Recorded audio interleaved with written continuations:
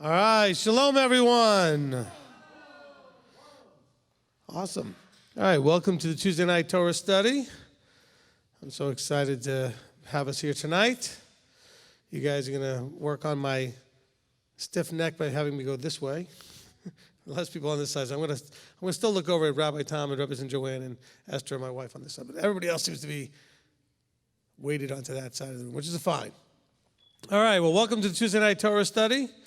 And so we're going to be doing what we do every week. For those of you that might be online that are new, what we'll do is we're going to take up the prayer needs here in the congregation and with you guys online. Then we'll read the Torah portion, and then we'll go ahead and have a couple of quick announcements, and then we'll discuss the Torah portion. Okay? All right, so we're glad to have Manny back on the desk. All right, that's enough. No, we're very excited to have him back on the desk, and that things are working out for him. He's feeling better, so that's great. He's been here getting some things out. And thank all of you for not ordering anything that needed to be shipped while he was gone. Boy, there was a lot when you got here, wasn't there?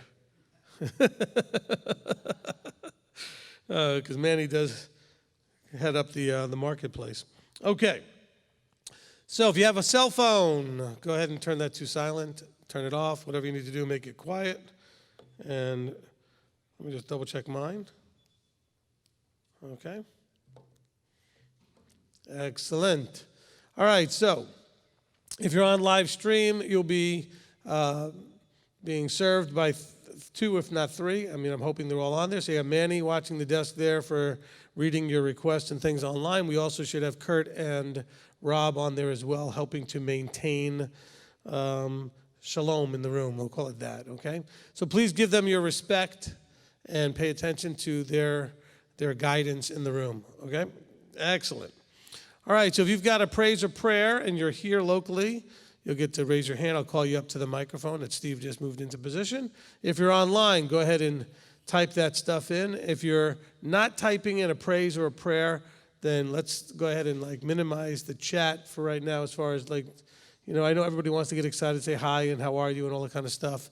But the social interaction, let's minimize that while they're getting the prayer and the praises noted down, okay? All right, so who wants to start us off here locally? Anybody? Okay. Rabbi Tom. All right, thank you. I would like to ask prayer for my number 3 daughter, Michelle. She's staying in a motel now because of a domestic abuse case, and she just made a real mess of her life in general, and she's at least communicating with me now, and I'm thankful for that. And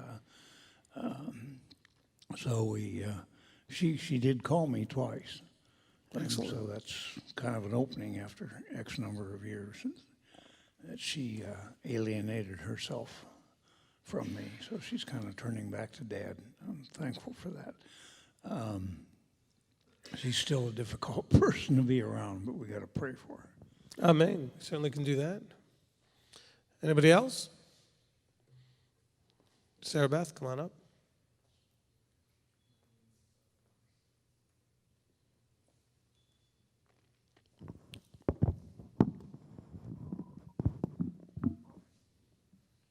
I just wanted to give a praise. I not only got the opportunity for overtime, but I got pursued by it. So very excited. Not many, it's almost 0 people are getting overtime, but because of the areas I know, I'm being sought after. So. Amen.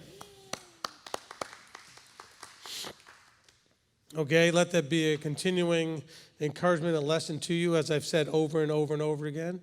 If you're wherever you are, wherever you work, the more you can be prepared to step in any different position, the more there'll be work for you to have. Become as indispensable as you can be and become as valuable as you can be, and you'll always have work. Okay, so that's, again, there's a perfect example of that.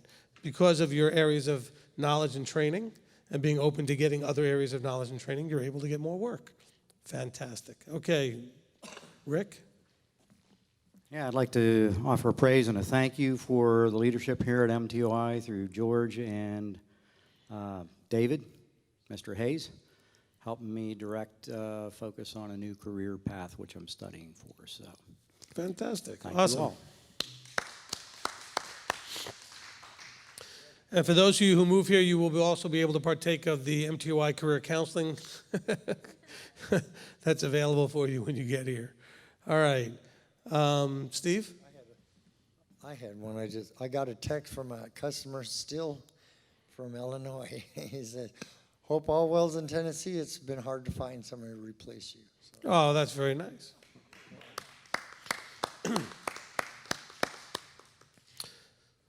It's always good that there's people out there that appreciate the things that we do. Okay, so it's good to be appreciated, right, Steve? Even look, that means you left them a happy customer. All right, anybody else? All right, Manny, you got yourself ready, or do I need to stall a little bit? You good? Go for it. They're gradually coming in, so I'll just go with what I have. All right. All right, from Brown, prayers for families of Israel opening their eyes and ears to the truth. Tom Lasardo, prayers for the whole sign shop where I work needs to be tested for coronavirus by the end of the week. Knuckles, prayers that the Father leads us in regard to finding a home in Cleveland, Tennessee. Wow. Oh. And getting this house in El Paso on the market so we can come to Tennessee. Come on home, brother. We're ready for you. Let's see, Jess Ann, thanks to Yah for connecting with Maddie and this ministry. Pray for strength and discernment, and contentment. Brides of the Harvest, praise report. Mr. Milberger's company had layoffs last week, and we are still employed with them. Praise Yah. Please pray for the ones who were let go. Let's see. JC, shalom. We give praise and thanksgiving for another week to study his Torah. Amen to that. Carrie, praise. I went to the doctor last week and he gave me new meds that have so far stopped the stomach pain and constant heartburn. Tegan, praise Yahweh for our bringing my friend to Rabbi's teachings and hopefully Torah observance. She is loving Rabbi's teachings because he gets into the nitty-gritty unlike other teachers. That's true. John, asking for prayers for my friend Shauna for an important upcoming surgery and to keep her sanity during the wait. Daisy, prayer, Yah gives me patience, composure, and wisdom with a difficult neighbor. Olivia and Janet Hoffman, kind prayers for Nadia for shalom, discernment, and healing. Tammy, prayer for my great nephew. He is 2. He fell and hit the back of his head, didn't need stitches. Praise Yah, and praises for MTOI. Olivia and Janet Hoffman also kindly pray for our upcoming move to Tennessee. Prayers and shalom for favor and discernment. Thank you. Carrie Ann, prayer request, please. Please pray, be it that Abba's will, we will be able to get this house we just heard about. It's an entire house for $200 a month, cheaper than the condo building we're in now. Santee Lee, pray that my report finds favor to the lawyer and court. Walk softly, prayers for our daughter who, with no choice, we had to give her meds for her anxiety, OCD, ASD symptoms, hoping the meds will do the trick.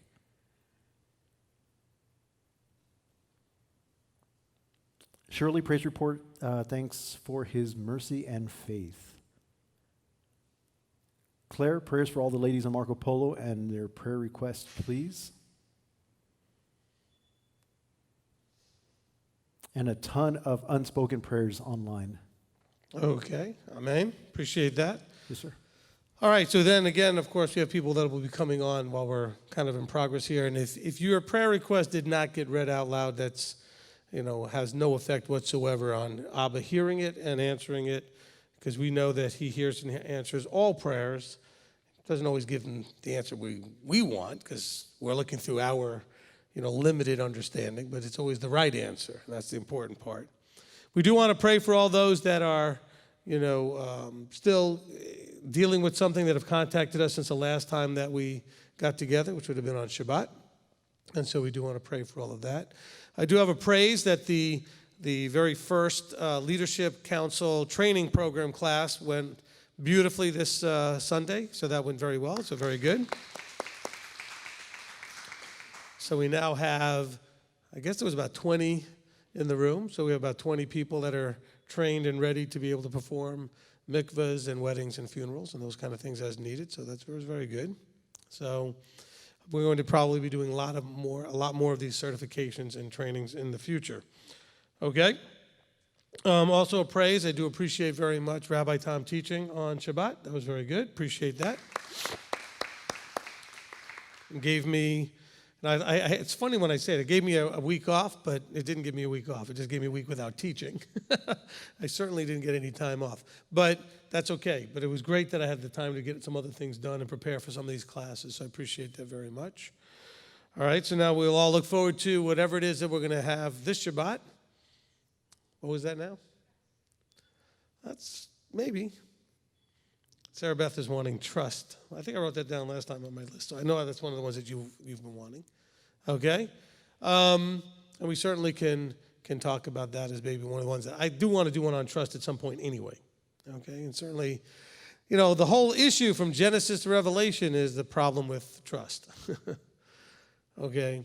Us trusting him and us being trustworthy of what he wants to give us. So it's all about trust. All right. And so we definitely want to continue to pray for all those unspoken, all those things that are going on all over the world. Obviously, there's two major things happening here in this part of the world. One is the continuing dealing with or lack thereof of this coronavirus thing. Please continue to pray from the point of view of how people are going to react or act to or respond to this. As people have opened up, as the different states have opened up, obviously cases have gone up, and that they're not going to react or overreact to that. Okay? I want you to understand that this is part of your job in life. Not to react to those things, but part of your job in life is to be able to look at what's happening and to be away from it enough so that you can see what actually is happening. Okay, so when people are telling you that, for example, with this virus, that the numbers are going up, of course they are. The number of cases is going up. That happens in cycles and things. And, we were supposed to be doing what? Flattening the curve, which was never intended to eliminate people from getting it. It was simply supposed to slow it down so the hospitals could handle the serious cases. Okay, so there would not be an overwhelm of the system. Now, what you want to be paying attention to, which they couldn't tell you at the beginning because at the beginning they didn't know, now we've had this thing for a few months, is the death rate. Okay? And that number has stayed very small. Okay, the last numbers I saw showed number of cases a little over 2 million, number of deaths a little over 100,000. That's about 5%. Now, bear in mind that that's actually the biggest possible number they could be telling us. Why do I say that? Because a lot of people have had it or do have it, and it will never end up at the doctor, and so it doesn't get reported. What always gets reported is the deaths. Okay? So we know that number is fairly accurate. The number of cases is not, and the potential for it to not be accurate is in the underreporting, not overreporting. So that number of the mortality rate is at the worst 5%. Okay? And so that should give you encouragement to know. And by the way, there's lots of things out there that have those kind of mortality rates. Sometimes even the flu can end up with those kind of rates, except that the flu, they don't even worry about the reporting. People are very happy to just go to doctors and say, I think I have the flu. And so, they go and check into emergency rooms and urgent cares and everything else. So flu is a better reported number, okay? And so when they give you the death rates of that, it's probably a little bit more accurate as far as the rate. But just keep that in mind, though, that they still may want to relock us down and do whatever they want to do. So let's pray that wisdom will prevail and people will handle this thing as best they can. So I'm not taking any other strong position about it, but just recognize that we live in a world of propaganda and hype. Okay? And so the truth is going to be more and more difficult to sift out of the amount of abundant information that's going to be thrown at you until you're overwhelmed with information. And most of it will have the same message, because that's what propaganda is, overwhelming you with a continuous feed of a similar message over and over and over again. Along those lines, you also have all the stuff happening with the the black-white race baiting, race stirring up, race everything that's going on there. Okay? This isn't anything new. It's been going on for a long time. Okay? People of all colors get killed. It's terrible on a regular enough basis. Police officers get killed. Police officers kill people. That happens. Sometimes innocent people get killed by police officers. Sometimes innocent people get killed by other people. I mean, how many times you've heard about a drive-by shooting and innocent bystanders just got shot? Okay, this kind of thing happens all the time. These are all horrific, absolutely horrific things, and we should all be, very saddened by them and affected by them appropriately. However, realize that the hype that goes on and what they decide to publicize is there's an agenda behind that. I'm not going to say what it is. You have to, use some discernment for yourself to figure out what's playing out there. But we need to pray that the country and people start to be utilizing the wisdom part of their character. Okay, we're supposed to be not just intelligent beings, but those that use wisdom. All right? You could be really smart and have almost no wisdom. Anybody know people like that? I know a whole bunch of them, okay? Very smart, but no wisdom. Okay, and that's what we're seeing more and more of out there. Okay, we're seeing a lot of people struggling in having wisdom. All right, so I want to make sure we're praying about that because we're not done with it. Both those things are going to be around for a little while. And they've not completely played their way out, so we'll have to just see how that plays out. Amen? Amen. Okay, let's go ahead and pray. Father, we want to come before you. And Father, as we start this study tonight, we want to start by lifting up all of our praises, the appreciations that we have for you, Father. You, the King, the Creator, the Sovereign of all things. Father, we love you and appreciate you. I want to praise your holy name for all the things you do in our lives, small and great. All those things that are so big and important to us, even though they may not be that big a deal in the big scheme of things, but to us they're really important. And we appreciate that you bless us with them, and it helps us to know that you're there, that you're aware, and that you care. So, Father, we want to thank you and praise you for all those things. And so, Father, also we come before you with our needs that were expressed here, those that were spoken as well as unspoken, and lay them before you, coming to you knowing and believing that you hear and answer all prayer, and also accepting that your answer may not be the way we would have liked it to be, but we also, if we're going to dig underneath what we really want your way and your will, and that's what we'll always get. We'll always get what is your will and your way of handling things. And help us to, Father, accept that those decisions are always the right ones. So, Father, we thank you. We praise you. We ask that you would be with us tonight, guiding and leading all things as we study your word, that we might walk away changed just that little bit more into the image of Yeshua as we study and learn and read about the examples of the people here in the book of Numbers that we're reading at this time, and to glean from that, what we can apply in our lives today based on what we're reading about them in the day they were living. So, Father, we want to thank you now, asking all, in the name above all names, Yeshua our Messiah. Amen. Amen. Amen. All right, so tonight's Torah portion brought to you by, tonight's Torah portion is Shelach. Okay, what does that mean? It means send. Okay, good. Okay, Shelach. Numbers chapter 13, 14, and 15, so 3 chapters. Okay? And warning, whoever goes first, you have some names to read. Be afraid, be very afraid.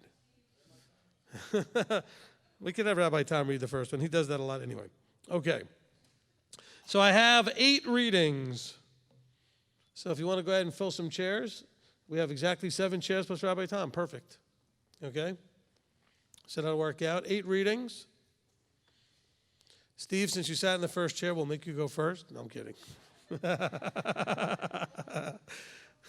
See, the smart move would have been to leave the first chair empty. You see, no, I'm kidding. You don't mind doing the first reading with the names, do you? No, I didn't think you would. And mostly it's the names of the tribe, so you should be able to read those and then the names of the heads of each tribe. Okay? All right. So the way this is going to work, for those of you that are new watching us on the Torah study, We do this every week, by the way. So what we're going to do is we're going to read the Torah portion, these three chapters, 13, 14, and 15. If you're playing along at home, so to speak, then you may want to have a piece of paper or something to write on, or your computer open so you can type in something. In case you want to make a comment or ask a question or make some notes about the study, because we're going to read through this portion, and when we're finished reading, then we're going to have some quick announcements, and then we'll discuss what we read, okay? And so if you are wanting to participate in the Q&A part, you'll need to maybe take some notes. I have notes in front of me, and I always add to those notes every time I listen to the readings. Okay, I'm going to call up each reader one at a time, recite a blessing over them. It's a traditional blessing, and then tell them what verses they are going to read. Okay, so when you come up here, I'll adjust the mic for you so that you can read. Okay, we'll begin with Rabbi Tom. Want to come on up here?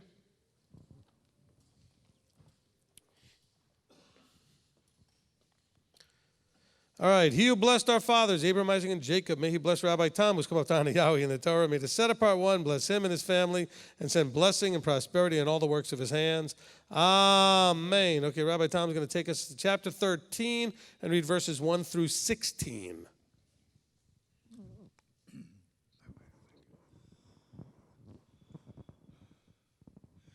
And Yahweh spoke to Moshe, saying, Send men to spy out the land of Canaan, which I am giving to the children of Israel. Send one man from each tribe of their fathers, every one a leader among them. And by the mouth of Yahweh, Moshe sent them from the wilderness of Paran, all of them men who were heads of the children of Israel. And these were their names.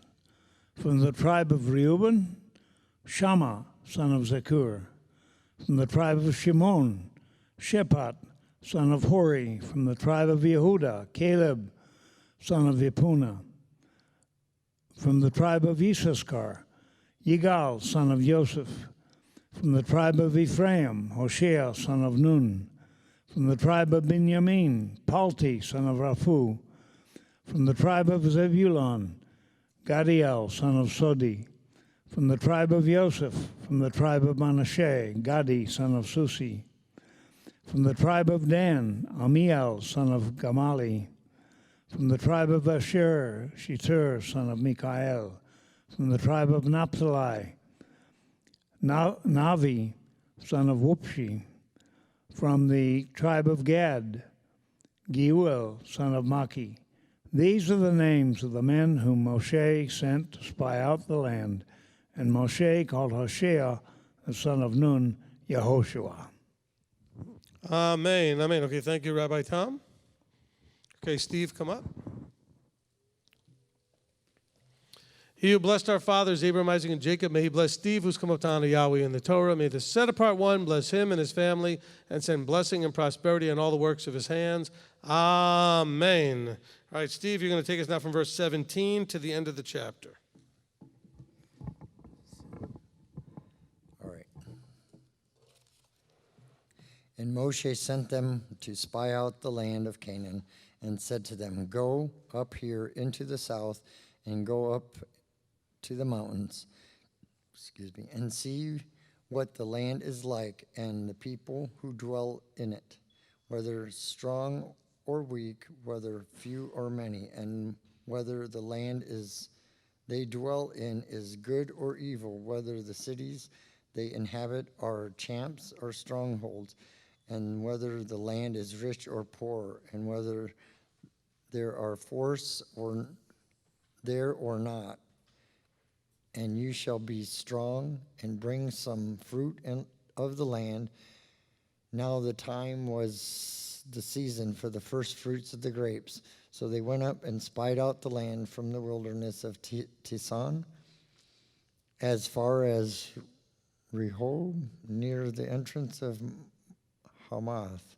And they went through the south and came to Hebron and Hamin. How do I get these names? Sheshan and Talmai, and the descendants of Anak were there. And Hebron had been built 7 years before Tisan and Mithraim. And so they came to the walleye Eshcol, and cut down from there the branch with one cluster of grapes, and they bore it between them on a pole, also from the pomegranates and the figs that they placed was called the Wale Ekal, because of the cluster of the men of the Yitzhak cut down from there. And they returned from spying out the land after 40 days. And when they came to Moshe and Aaron, all the congregation of the children of Israel in the wilderness of Paran at Kadesh, and they all brought back word to them, and all the congregations who showed them the fruits of the land. And they reported to them and said, we went to the land where you sent us, and truly it flows with milk and honey, and this is its fruit. But the people who dwell in the land are strong, and the cities are walled and very great. And we saw the descendants of Anak there too. And the Amaleks dwelt in the land of the south, while the Hittites and the Jebusites and the Amorites dwelt in the mountains. And the Canaanites dwelt by the sea along the banks of the Jordan. And Caleb silenced the people before Moshe and said, let's go up at once and take possession, for we certainly are able to overcome it. But the men who had gone up with him said, we are not able to go against the people, for they are strong and we stronger than we. And they gave the children of Israel an evil report of the land which they had spied out, saying, the land which we have gone as spies is the land eating up its inhabitants, and all the people whom we saw in it are men of great size. And we saw the Nephilim, sons of Anak, and the Nephilim, and we were like grasshoppers in their eyes, so we were in their eyes.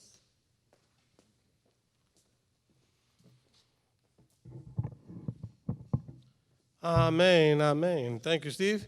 Sarah Beth. He who blessed our fathers, Abraham, Isaac, and Jacob, may he bless Sarah Beth, who's come up to honor Yahweh in the Torah. May the set apart one bless her and her family and send blessing and prosperity on all the works of her hands. Amen. Okay, you're going to take us now to chapter 14 and read verses 1 through 14.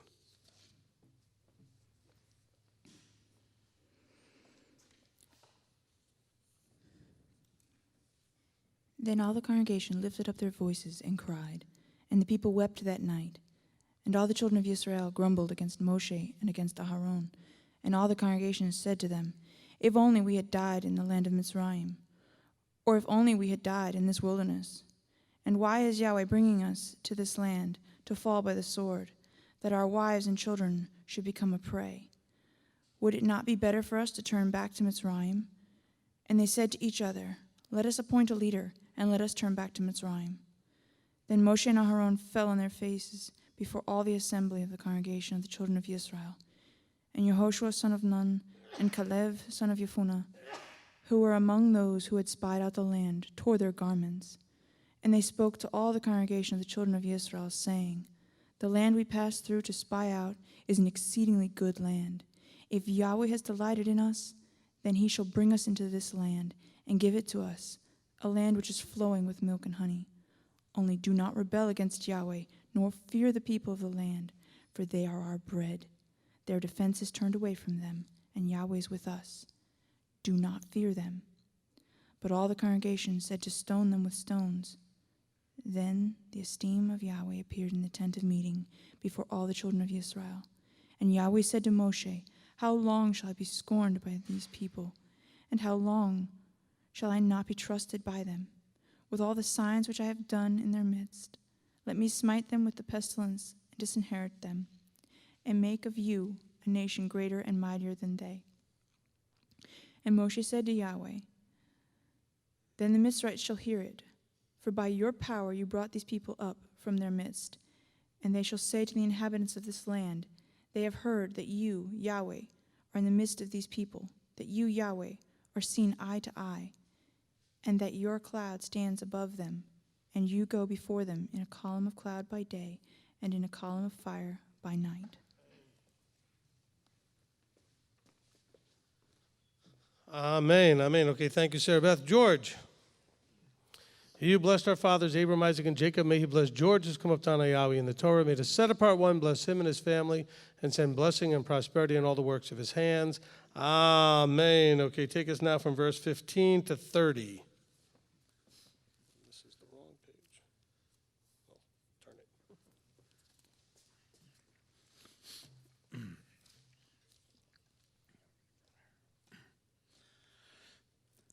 Now, if you shall kill these people as one man, then the nations which have heard of your report shall speak, saying, because Yahweh was not able to bring this people to the land which he swore to give them, therefore he slew them in the wilderness.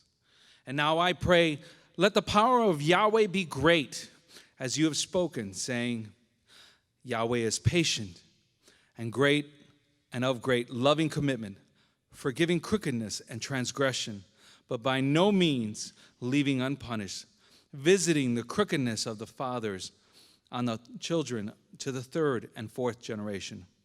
Please forgive the crookedness of this people according to the greatness of your loving commitment, as you have forgiven this people from Mitzrayim even until now. And Yahweh said, I shall forgive according to your word. But truly as I live, and all the earth is filled with the esteem of Yahweh. For none of these men who have seen my esteem and the signs which I did in Mitzrayim in the wilderness and have tried me now these 10 times and have disobeyed my voice, shall see the land which I swore to their fathers, nor any of those who have scorned me see it. But my servant Caleb, because he has a different spirit in him and has followed me completely, I shall bring into the land where he went, and his seed shall inherit it. Since the Amalekites and the Canaanites are dwelling in the valley, turn back tomorrow and set out into the wilderness by the way of the Sea of Reeds. And Yahweh spoke to Moshe and to Aharon, saying, how long shall this evil congregation have this grumbling against me? I have heard the grumbling which the children of Israel are grumbling against me. Say to them, as I live, declares Yahweh, as you have spoken in my hearing, so I do to you. The carcasses of you who have grumbled against me are going to fall in the wilderness, all of you who are registered according to your entire number from 20 years old and above. None of you, except Caleb, son of Jephunneh, and Yehoshua, son of Nun, shall enter the land which I swore I would make you dwell in.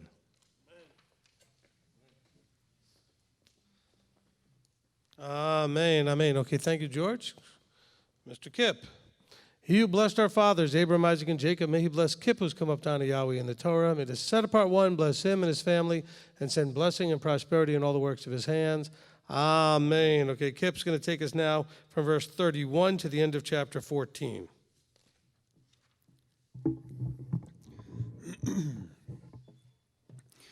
But your little ones, whom you said would become a prey, I shall bring in, and they shall know the land which you have rejected.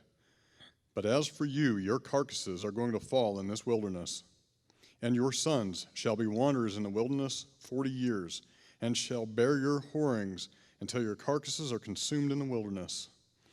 According to the number of the days in which you spied out the land, 40 days, a day for a year, you are to bear your crookedness 40 years, and you shall know my breaking off. I am Yahweh, I have spoken. I shall do this to all this evil congregation who are meeting against me. In this wilderness they are consumed, and there they die. And the men whom Moshe sent to spy out the land, who returned and made all the congregation grumble against him by bringing an evil report of the land, even those men who brought the evil report about the land died by the plague before Yahweh. Of those men who went to spy out the land, only Yehoshua, son of Nun, and Caleb, son of Jephunneh, remained alive. And when Moshe spoke these words to all the children of Israel, the people mourned greatly. And they rose up early in the morning and went up to the top of the mountain, saying, See, we have indeed sinned, but we shall go up to the place which Yahweh had spoken of. But Moshe said, Why do you now transgress the mouth of Yahweh, since it does not prosper?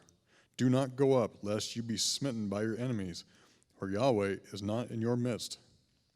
Because the Amalekites and the Canaanites are there before you, and you shall fall by the sword, because you have turned away from Yahweh.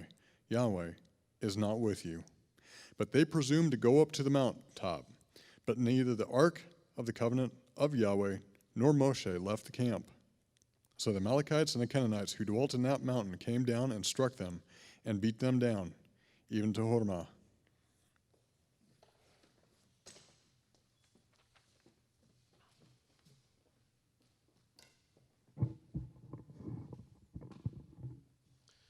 All right, Charles, he who blessed our fathers, Abraham, Isaac, and Jacob, may bless Charles, who's come up down to Yahweh in the Torah. May the set apart one bless him and his family and send blessing and prosperity in all the works of his hands. Amen. Okay, Charles is going to take us now to chapter 15 and read verses 1 through 16.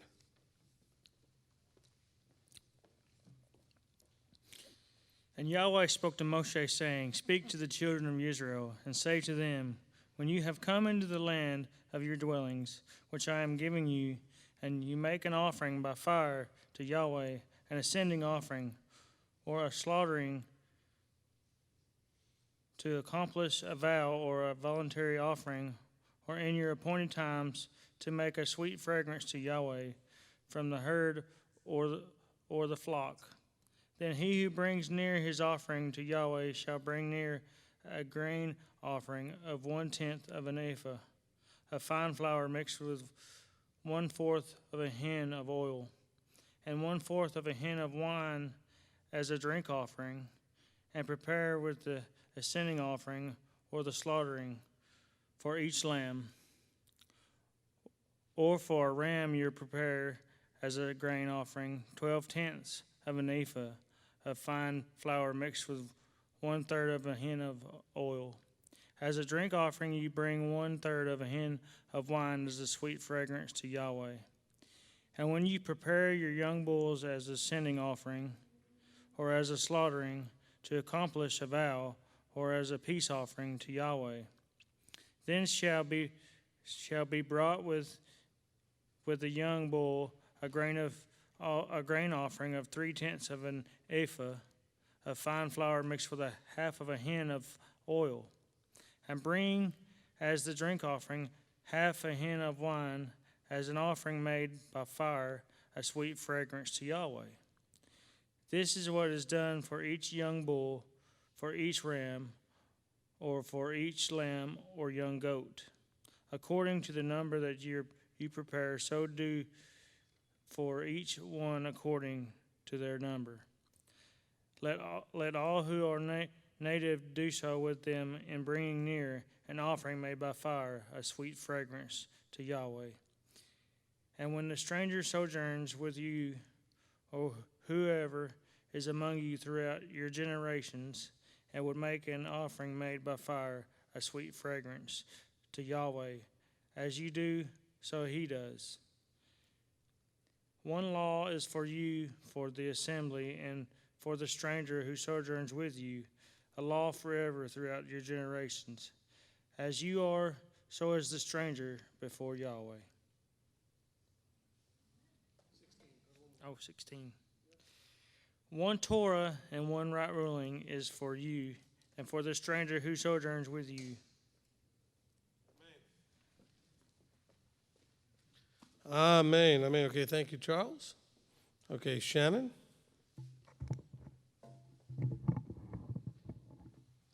He who blessed our fathers, Abraham, Isaac, and Jacob, may he bless Shannon, who has come up down to Yahweh in the Torah. May the set apart one bless her and her family and send blessings and prosperity in all the works of her hands. Amen. Okay, Shannon's going to take us now from verse 17 to 29.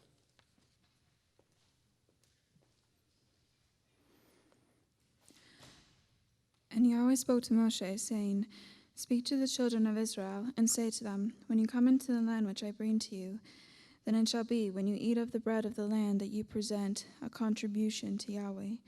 Present a cake of the first of your dough as a contribution of the threshing floor you present it. Of the first of your dough, you are to give to Yahweh a contribution throughout your generations.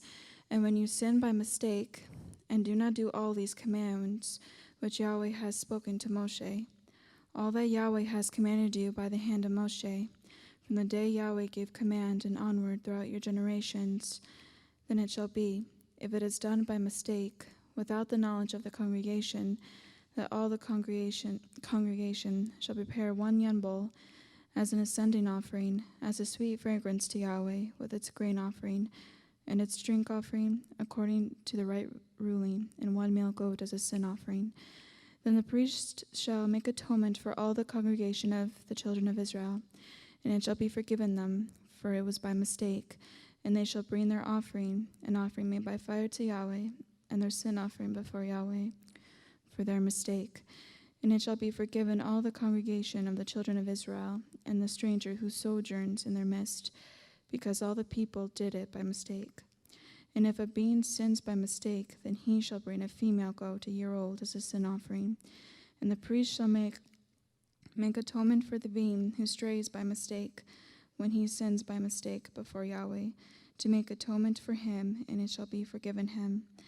For him who does whatever by mistake, there is one Torah, both for him who is native among the children of Israel, and for the stranger who sojourns in their midst. Amen. Amen. Okay, thank you, Shannon. Okay, Lynn. All right, he who blessed our fathers, Abraham, Isaac, and Jacob, may he bless Lynn, who's come up to honor Yahweh in the Torah. May the set apart one bless her and her family, and send blessing and prosperity in all the works of her hands. Amen. Okay, Lynn's going to take us now from verse 30 to the end of the chapter.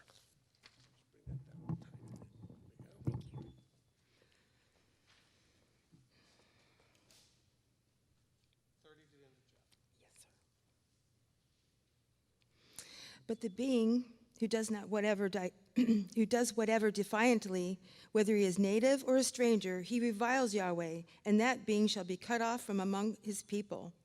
Because he has despised the word of Yahweh and has broken his command, that being shall certainly be cut off. His crookedness is upon him. And while the children of Israel were in the wilderness, they found a man gathering sticks on the Sabbath day. And those who found him gathering sticks brought him to Moshe and to Aaron and to all the congregation. And they put him under guard, because it had not been declared what should be done to him. And Yahweh said to Moshe, the man shall certainly be put to death, all the congregation stoning him with stones outside the camp. And all the congregation brought him outside the camp and stoned him with the stones, as Yahweh commanded Moshe, and he died. And Yahweh spoke to Moshe, saying, speak to the children of Israel, and you shall say to them to make tzitzit on the corners of their garments throughout their generations, and to put a blue cord in the tzitzit of the corners. And it shall be to you for a tzitzit, and you shall see it, and shall remember all the commands of Yahweh, and shall do them, and not search after your own heart and your own eyes, after which you went whoring, so that you remember and shall do all my commands, and be set apart unto your Elohim. I am Yahweh your Elohim, who brought you out of the land of Mitzrayim to be your Elohim. I am Yahweh your Elohim. Amen. Amen. Thank you, Lynn. Thank you, all the readers. All right, the traditional blessing here after the Torah reading.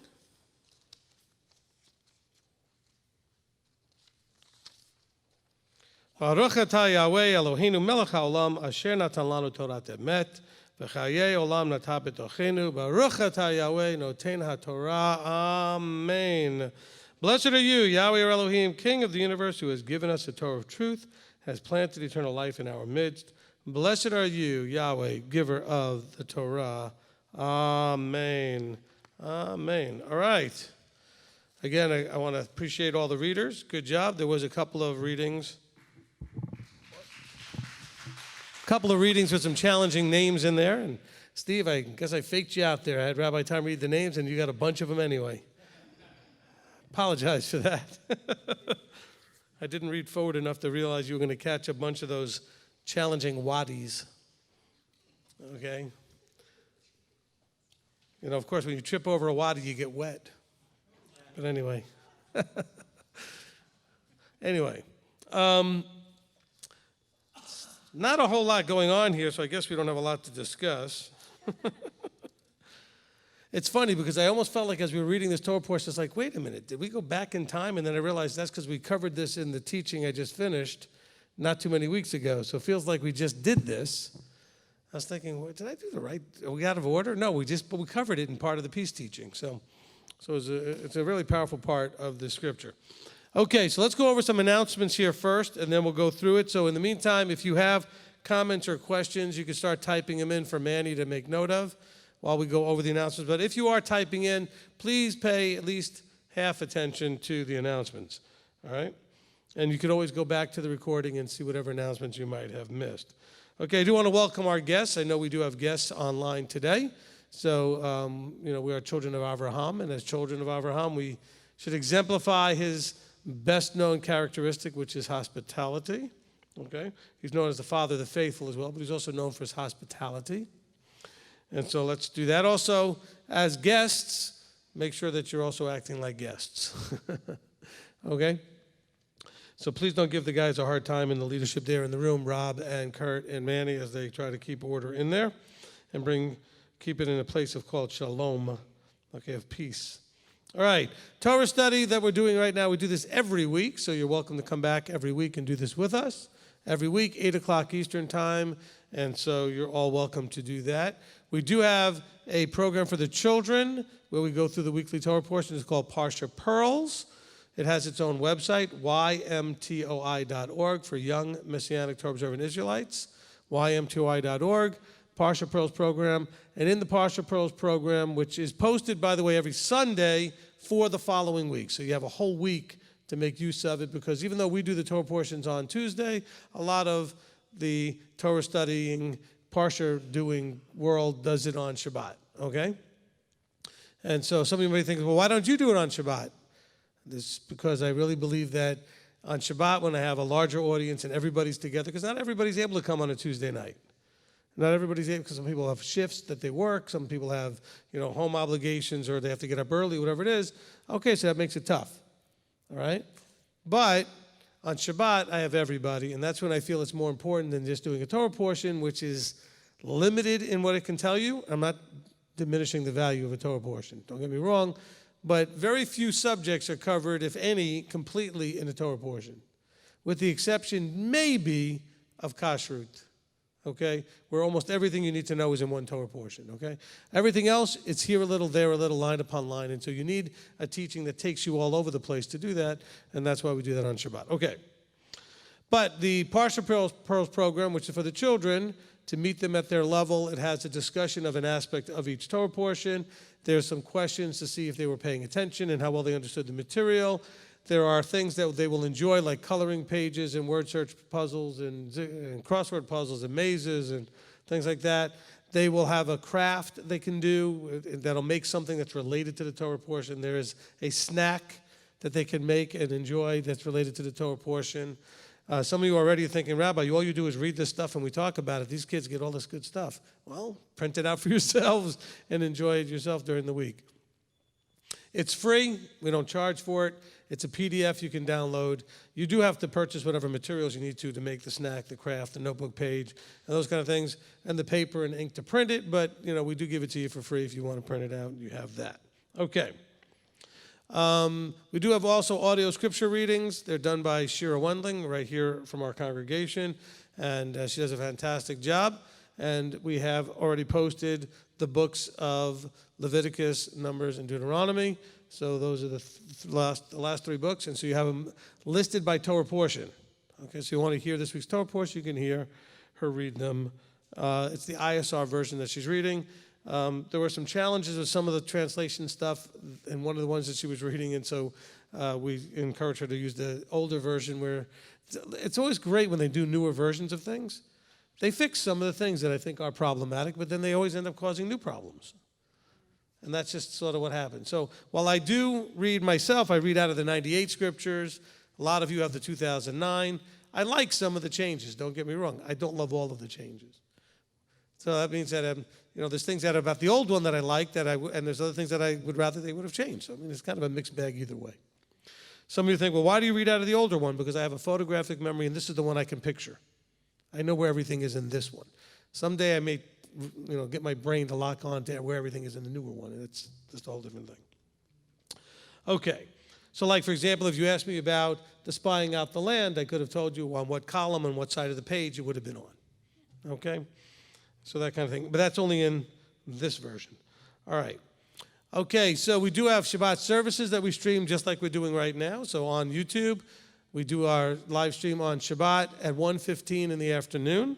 And you're also welcome to join us for that every week. And by the way, we archive all this stuff. It's all on our YouTube channel free. It's all available. No problems at all. By the way, we are very excited. We announced this, I think, on Saturday, but we hit 24,000 subscribers. And again, that's not to clap for me or us or anything like that. It just is a measure of effectiveness. Okay? We're reaching people with a message we think is valuable, and that's a good way to know is based on subscribers. If you are watching right now and have not yet subscribed, please consider doing that. It does help this message pop up more on people's side feeds and things like that, which means that they will have access to it and make contact with the information. It's about the message getting out there. That's why we don't charge for it. It's free, so we can get it out there. Okay? Wouldn't hurt if you hit the like button either if you happen to like the video. These are all things that help the metrics, the algorithms that YouTube has in place to bring us up more often on people's searches. Okay? All right. Then coming up on the 23rd of June, actually, before that, we don't have a slide for it. Erev Shabbat, Friday night, this week. Okay? So this week, Friday night, we're doing an Erev Shabbat right here for those of you that are local. Okay, and we're doing it.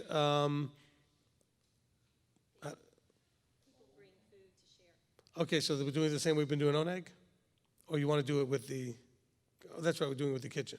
Okay, so we're going to go back to... I'm sorry, hold on, just Rebbitzin and I are having a conversation, okay. Okay, we're going to try the way we had been doing it in the past, where you can bring food to heat up. After all, Sunday's not until after 9 o'clock. And so bring your food, bring your crock pots. We'll try to do it buffet style, so just like we used to do on the Onegs, okay? Just bring food and your main courses, your appetizers, whatever, desserts and drinks and all those kind of things, okay? Posted in the Facebook Bet Shalom group, they need to RSVP. Okay, so Rebbitzin posted in the Best Shalom Facebook group a request for you to RSVP that you're coming and how many and that kind of thing and what you're bringing or whatever. Did you want that too? I said families bring a main dish and a side dish, and singles bring desserts and drinks. Okay, families, main dishes and side dishes, singles, desserts, and drinks. Okay. All right, and that's not, we're not talking about the Rosh Chodesh here, we're talking about just this Erev Shabbat. Okay. All right, so we'll give that a try. If that goes well, we might revert back to that on Saturdays too, okay? I know a lot of people said, oh, we're liking the fact that we're not making a mess in the kitchen and doing these other things. Well, then keep doing what you're doing. All right? Most of the people complaining never cleaned the kitchen anyway. That's the way it always goes, all right? All right. I remember the one time we're setting up Oneg, and this is way, way back, 20 years probably. And there was somebody that was watching us move some tables around to get ready for the Oneg and said, I don't think this is appropriate that we're doing all this work on Shabbat. And I looked at him and said, but I've never seen you move anything. So why are you complaining? Be careful when you call out, you may be called out. Okay? Because that's kind of what happens is, it seems to be the squeaky wheel if somebody isn't doing whatever they're squeaking about anyway. So it always plays out that way. It's always funny. Okay. Not funny to the person who gets called out for after being called out in front of everybody. By the way, please understand, you deserve absolutely everything you get if you do something in public and the response is in public. You need to know that. Okay? Don't get mad at me or somebody else who gives you a response or points out something in front of everybody that embarrasses you when you started the thing in public. You forced the issue into a public arena. Okay? Whoever's clapping, thank you. Okay? It's not because we want to embarrass you. But you force the issue, and I'll tell you why. Because the people who are witnessing are wanting to see what is the response. Is there going to be a coddling, an enabling? Is whatever was just done, is that approved and okay to do? You force the issue to be done. You don't want something done in public, don't do it in public. Come to a leader person privately, and it will be dealt with privately. Okay? I'm just telling you, not that anything's happening right this second, but just keep that in mind in the future. Okay? All right. Okay, so Rosh Chodesh. So we're excited, and hopefully everybody will be here. We're looking forward to Friday night. I think it's going to be great. It's hard for me to think about that since we just went out and had a big meal on the way here. So I'm already overstuffed. All right. Then on Tuesday, June 23rd, okay, so on that Tuesday, okay, that's coming up next Tuesday. That is Rosh Chodesh HaRevi'i. Guess what we're going to do? We're going to eat. We're Israelites. We like to eat. Okay. So we're going to have dinner at 6 o'clock. By the way, the Erev Shabbat thing on Friday will also be at 6 o'clock. We're hoping to get started eating actually by about 6:30. So try to plan for 6 o'clock. Be ready. Bring your food and everything. Same thing with Rosh Chodesh. We'll start at 6, but we're really going to hopefully make sure the food is getting out there by 6:30. Okay? And then we will have our Rosh Chodesh service, which we will live stream with our Torah study at 8 o'clock. So if you're here and you want to eat with us, we'll do that at 6 to 6:30 around. We'll start. We'll hopefully get everything finished in time to start our service at 8 with Rosh Chodesh, followed by Torah study. So for all of you on live stream, we will broadcast both the Rosh Chodesh and Torah study as a combined stream. Okay, because the one will go right directly into the next. All right, then on July 10th, it's not a slide, but we do have another Erev Shabbat. We're going to try to do these about every couple of weeks, about once a month. So July 10th, that's the Friday before the next slide, which is our picnic. Okay, so you can go to that slide. All right? So that Friday night before our picnic, which is Sunday, July the 12th, the picnic in Mikvah, that Friday night we'll do an Erev Shabbat. Because we should have a lot of guests here, a lot of people coming that'll be here just for that weekend, and so it'll be fun to have, a big gathering, and especially when it's before sundown, so it's not as restricted in what we can talk about and all the fun we can have from that point of view. Of course, we have a ton of fun when it is Shabbat, but it's just a little different, but sundown won't be until, again, about 9 o'clock or so. All right? So that'll be on July 10th and July 12th, and then for the leadership, our next leadership meeting will be on July 19th. Okay, so that covers it, I think, for that. Did I miss anything? Nope. All right, good. Okay, so if you're on live stream, you hopefully have been typing in your comments and questions and getting that all set. Let me reset everything for everybody. So, it is our kind of our MO, our method of operations here, that we look at the Torah portions looking for us. In other words, what can I see in the people and the things that they're doing and not doing and how their choices are and what they're deciding to do and what they're deciding not to do? When I look at that, what do I see me in that? There's a lot of stuff to see you here. Are you the 10 or are you Joshua and Caleb? Are you the ones who, after you realize you messed up, going to go run and make it worse by doing what you weren't supposed to do after you already were told, now there's a punishment coming? I mean, there's a lot where you could see yourself here. And then if you can see yourself in any negative light, you can fix it. Okay, if you see positive lights, you can enhance that and embrace the fact that you would have done things in a better way. Okay, so we're looking for ourselves in the Torah portion. We'll try to do this as much as we can chronologically. Okay, so we'll start in chapter 13, work our way through 15. Okay, 13, 14, then 15. And we're not going to be strict on that, but we will try to do it. It gets the flow of the story to make sure to go in a way that makes sense. So if you're online, we're going to try to take questions and comments from 13 and 14 and then 15 in that order. So if you made a question or you made a comment, we'll try to keep it in that order as best we can. Okay? All right, who wants to start us off here locally? Anybody? Okay, Steve?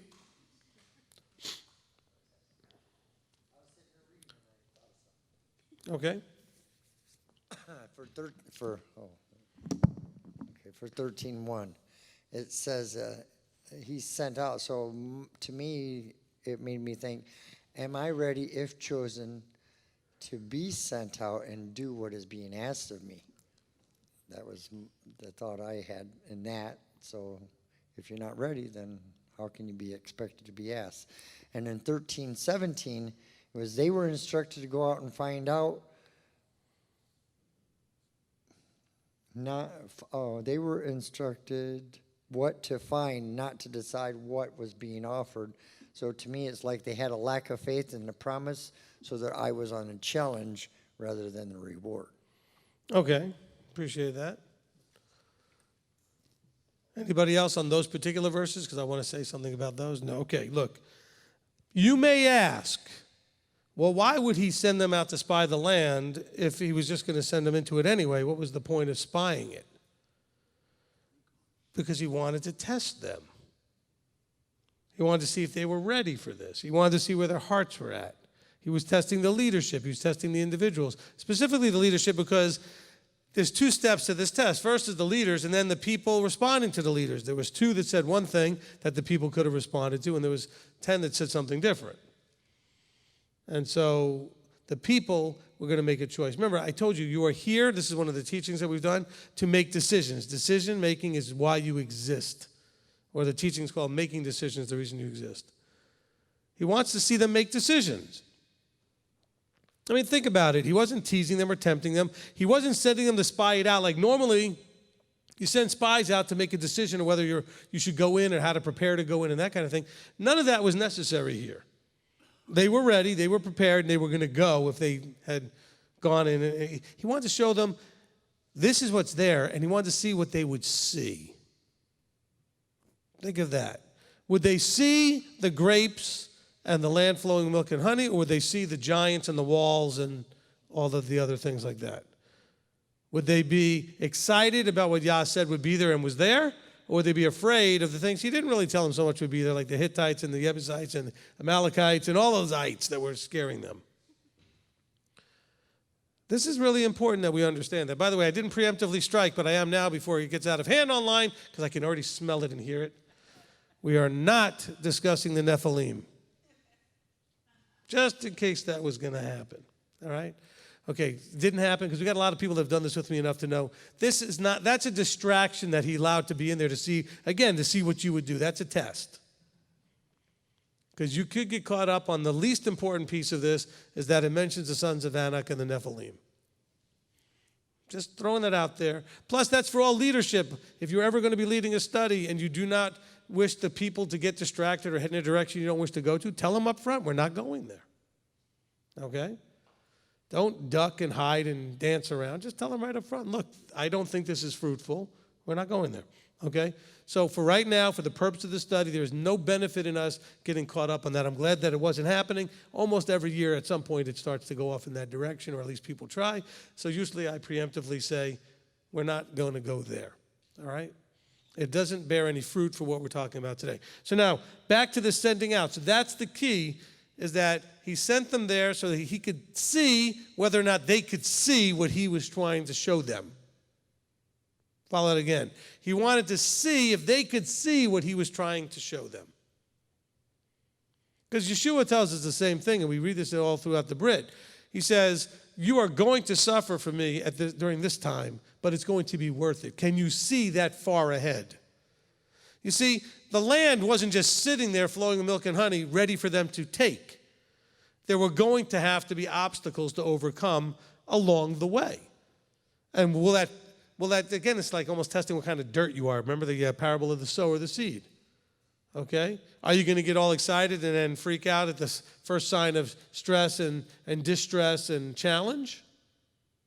That's what this is all about right here. So good pointing to those verses right at the beginning. But I know a lot of people say, well, why would they spy? Did they not trust Yahweh? No.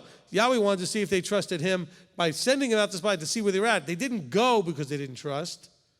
He sent them to find out who did and who didn't. Oh, but he knew their hearts. Yes, and he wanted it to be demonstrated for all to see. Okay? That was the important piece of it. Okay, Rabbi Tom.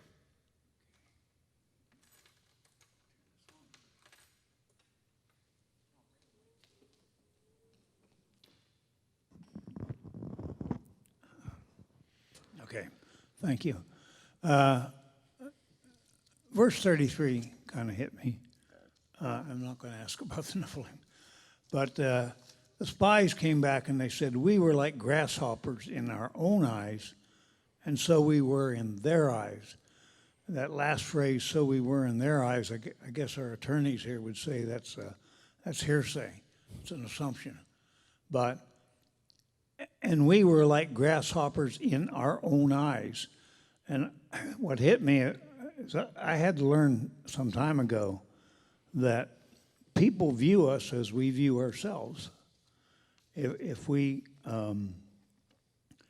seem unsure or unknowing or something and we lack confidence, that's the way people will view us if we come across that way, even though we might not really be that way. So what I'm saying is that we are how we come across to people. Amen. Do you agree with that? Sure, absolutely. Well said. Okay, look, again, in one basic, simple sense, it was a literal understanding that you think of yourself as being so much bigger than a grasshopper. They literally were that much bigger. These are giants. These are people like 9 feet tall looking at people that were like 5 to 6 feet tall. I mean, there's a big difference. And we're not just talking about height, because they're going to be bigger proportionally to you in every way. Okay?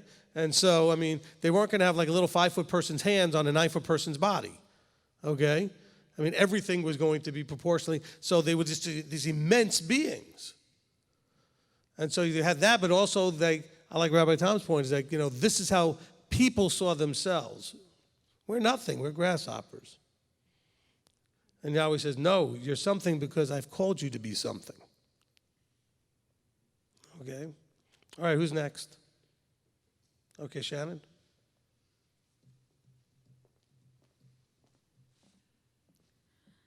So a question on verse 27. And they reported to him and said, we went to the land where you sent us and truly flows with milk and honey. My question is, because I noticed in other parts of Scripture, he always words it, a land flowing with milk and honey, and I just want to know, what does it mean, flowing with milk and honey? Is it idiomatic or literal? Well, look, it's the idiomatic phrase that, it could be literal too, but the idiomatic phrase that it's full of abundance. Okay? It's an abundant land. You got to remember, there's a lot of wildernesses around. And they're saying this is a land that's abundant. And the idea of flowing means you're not going to have to work all that hard. It's there. It's flowing. It's just available. You'll be able to grow things, harvest things. Look at the grapes. We have to carry them on a pole. All right? So it has to do with abundance. So it's an idiomatic phrase for ease of availability of abundance. The land's just flowing with this stuff. Okay? Now, interestingly enough, the people start off before they get themselves in all kinds of trouble saying, well, technically, it is what Yahweh said. But he forgot to mention a few things. Like he didn't mention to them when they went out to the wilderness that he wasn't just going to hand them, giant water jugs and thermoses on the way out, that he'd have to provide them with the water. He never told them they'd have to eat manna. So he left a few things out. So that's what they're all upset about. He was like, well, yeah, it is, They start off saying, look, truly it flows with milk and honey, and this is its fruit. Verse 28, but. Remember we talked about sheep and goats, the but goats, okay? But the people. But there's a problem. We've got the Amalekites and the Hittites and the Jebusites and the Amorites and the Canaanites. We got some problems. Who's next? Okay, Kathy.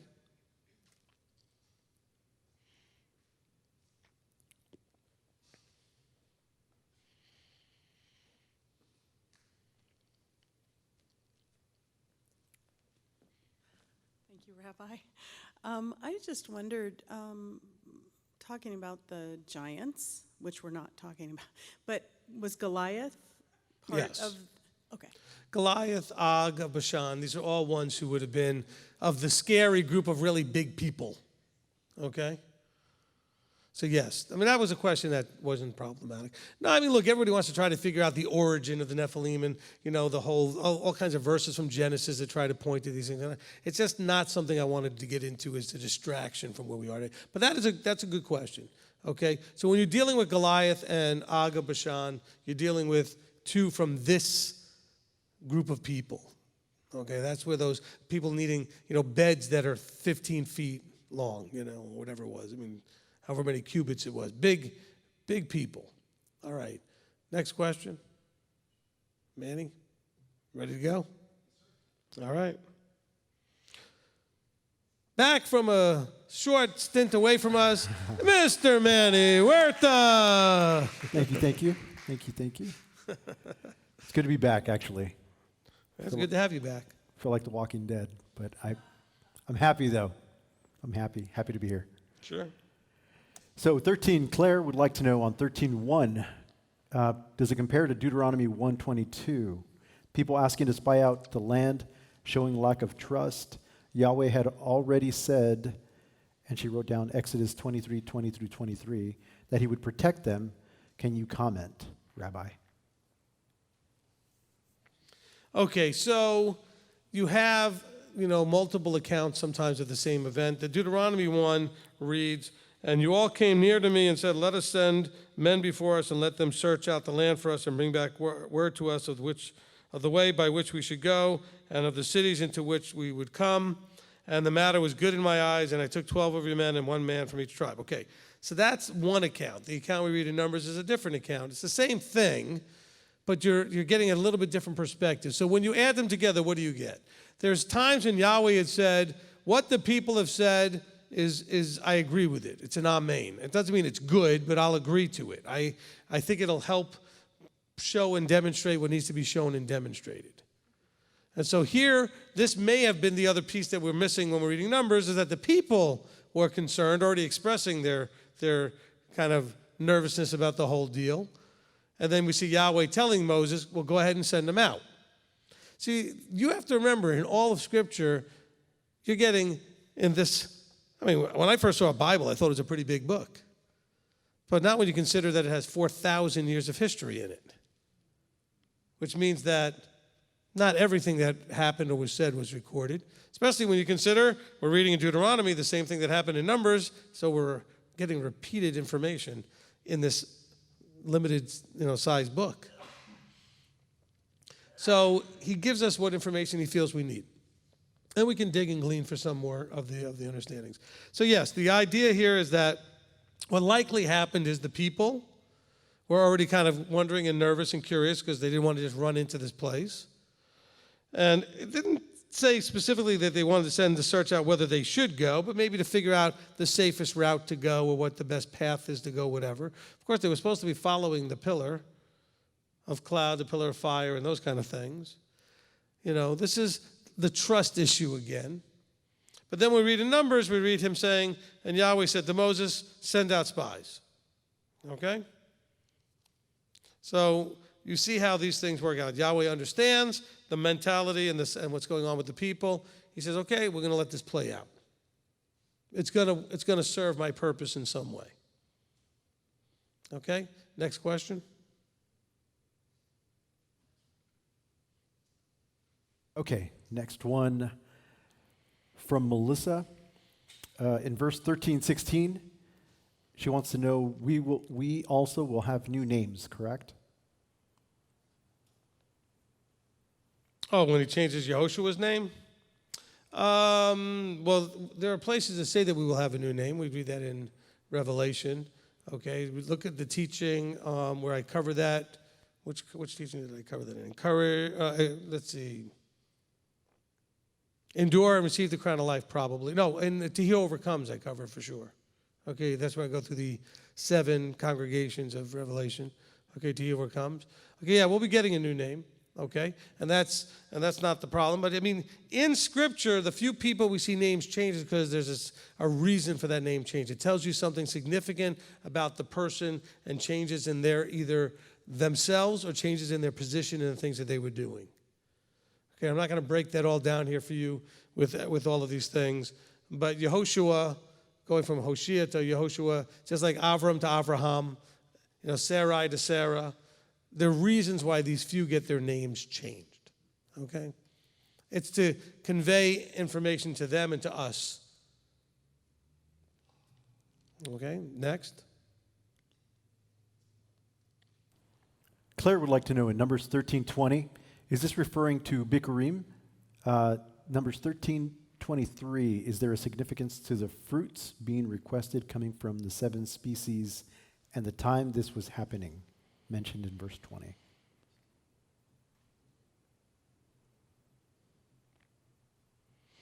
Okay, so verse 20. All right, let me just see how I want to match that up with 23 before I answer the question.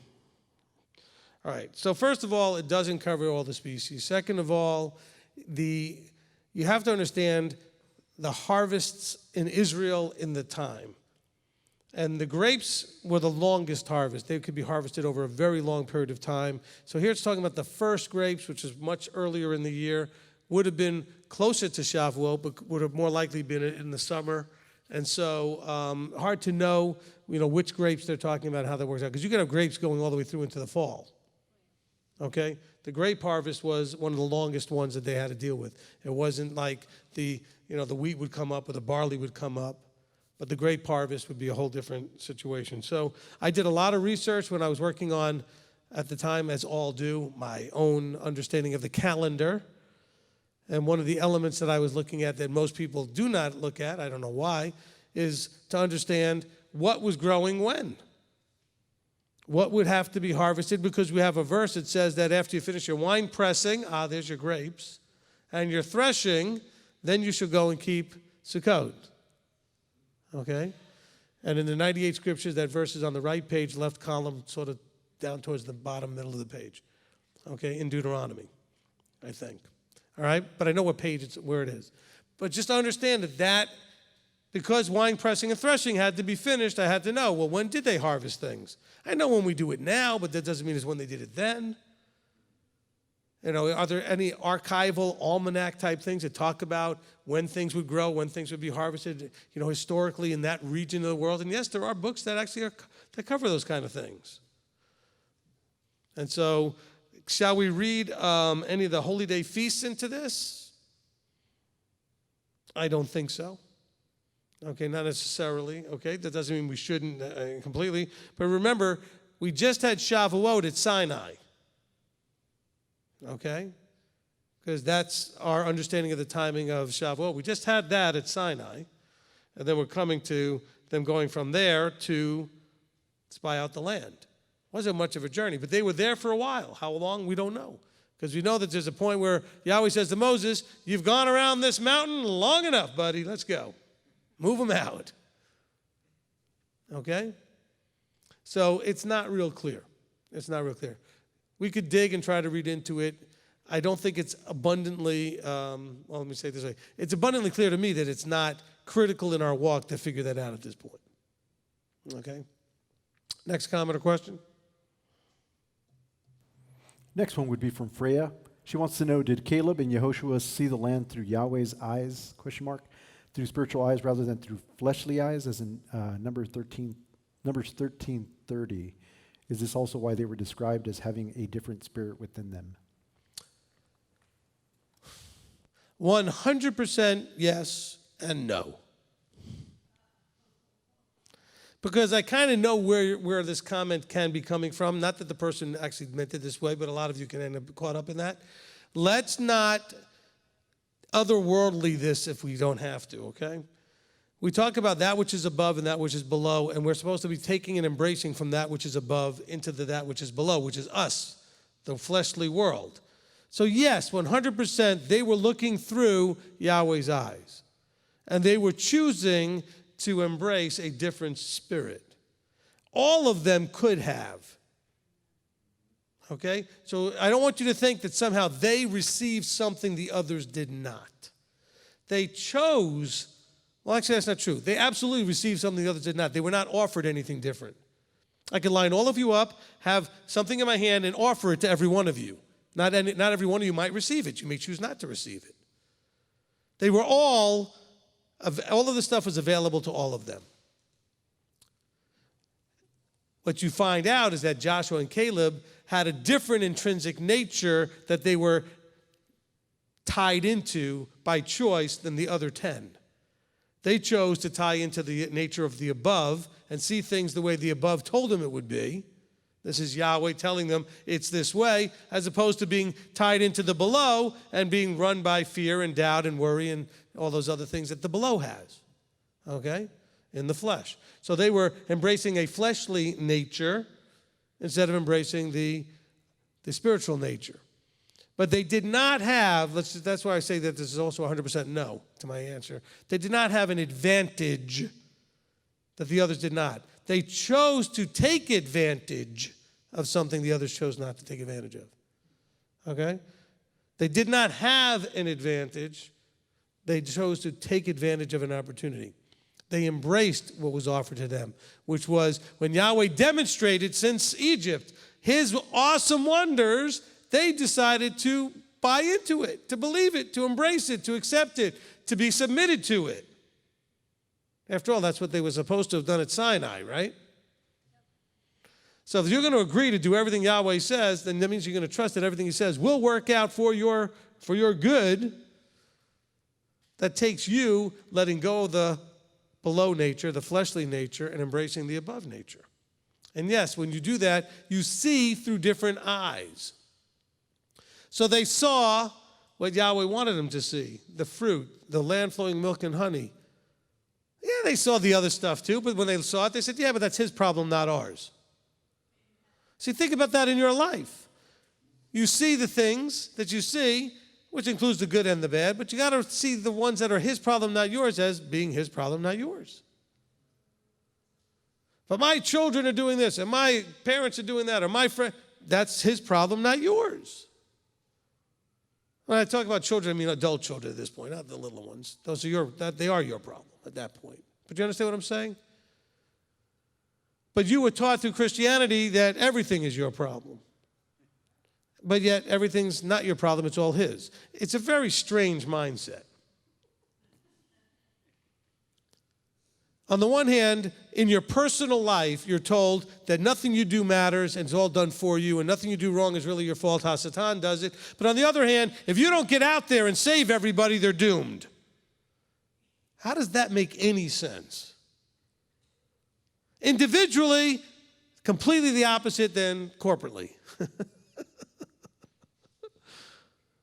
Individually, don't worry about it. Just believe in Messiah, and it's all done for you, and anything that doesn't work out right isn't your fault anyway. But all these other people out there, only because of this one little thing, they just don't know who Messiah is, you need to run out there and take away their personal responsibility. Oh, did I say that out loud?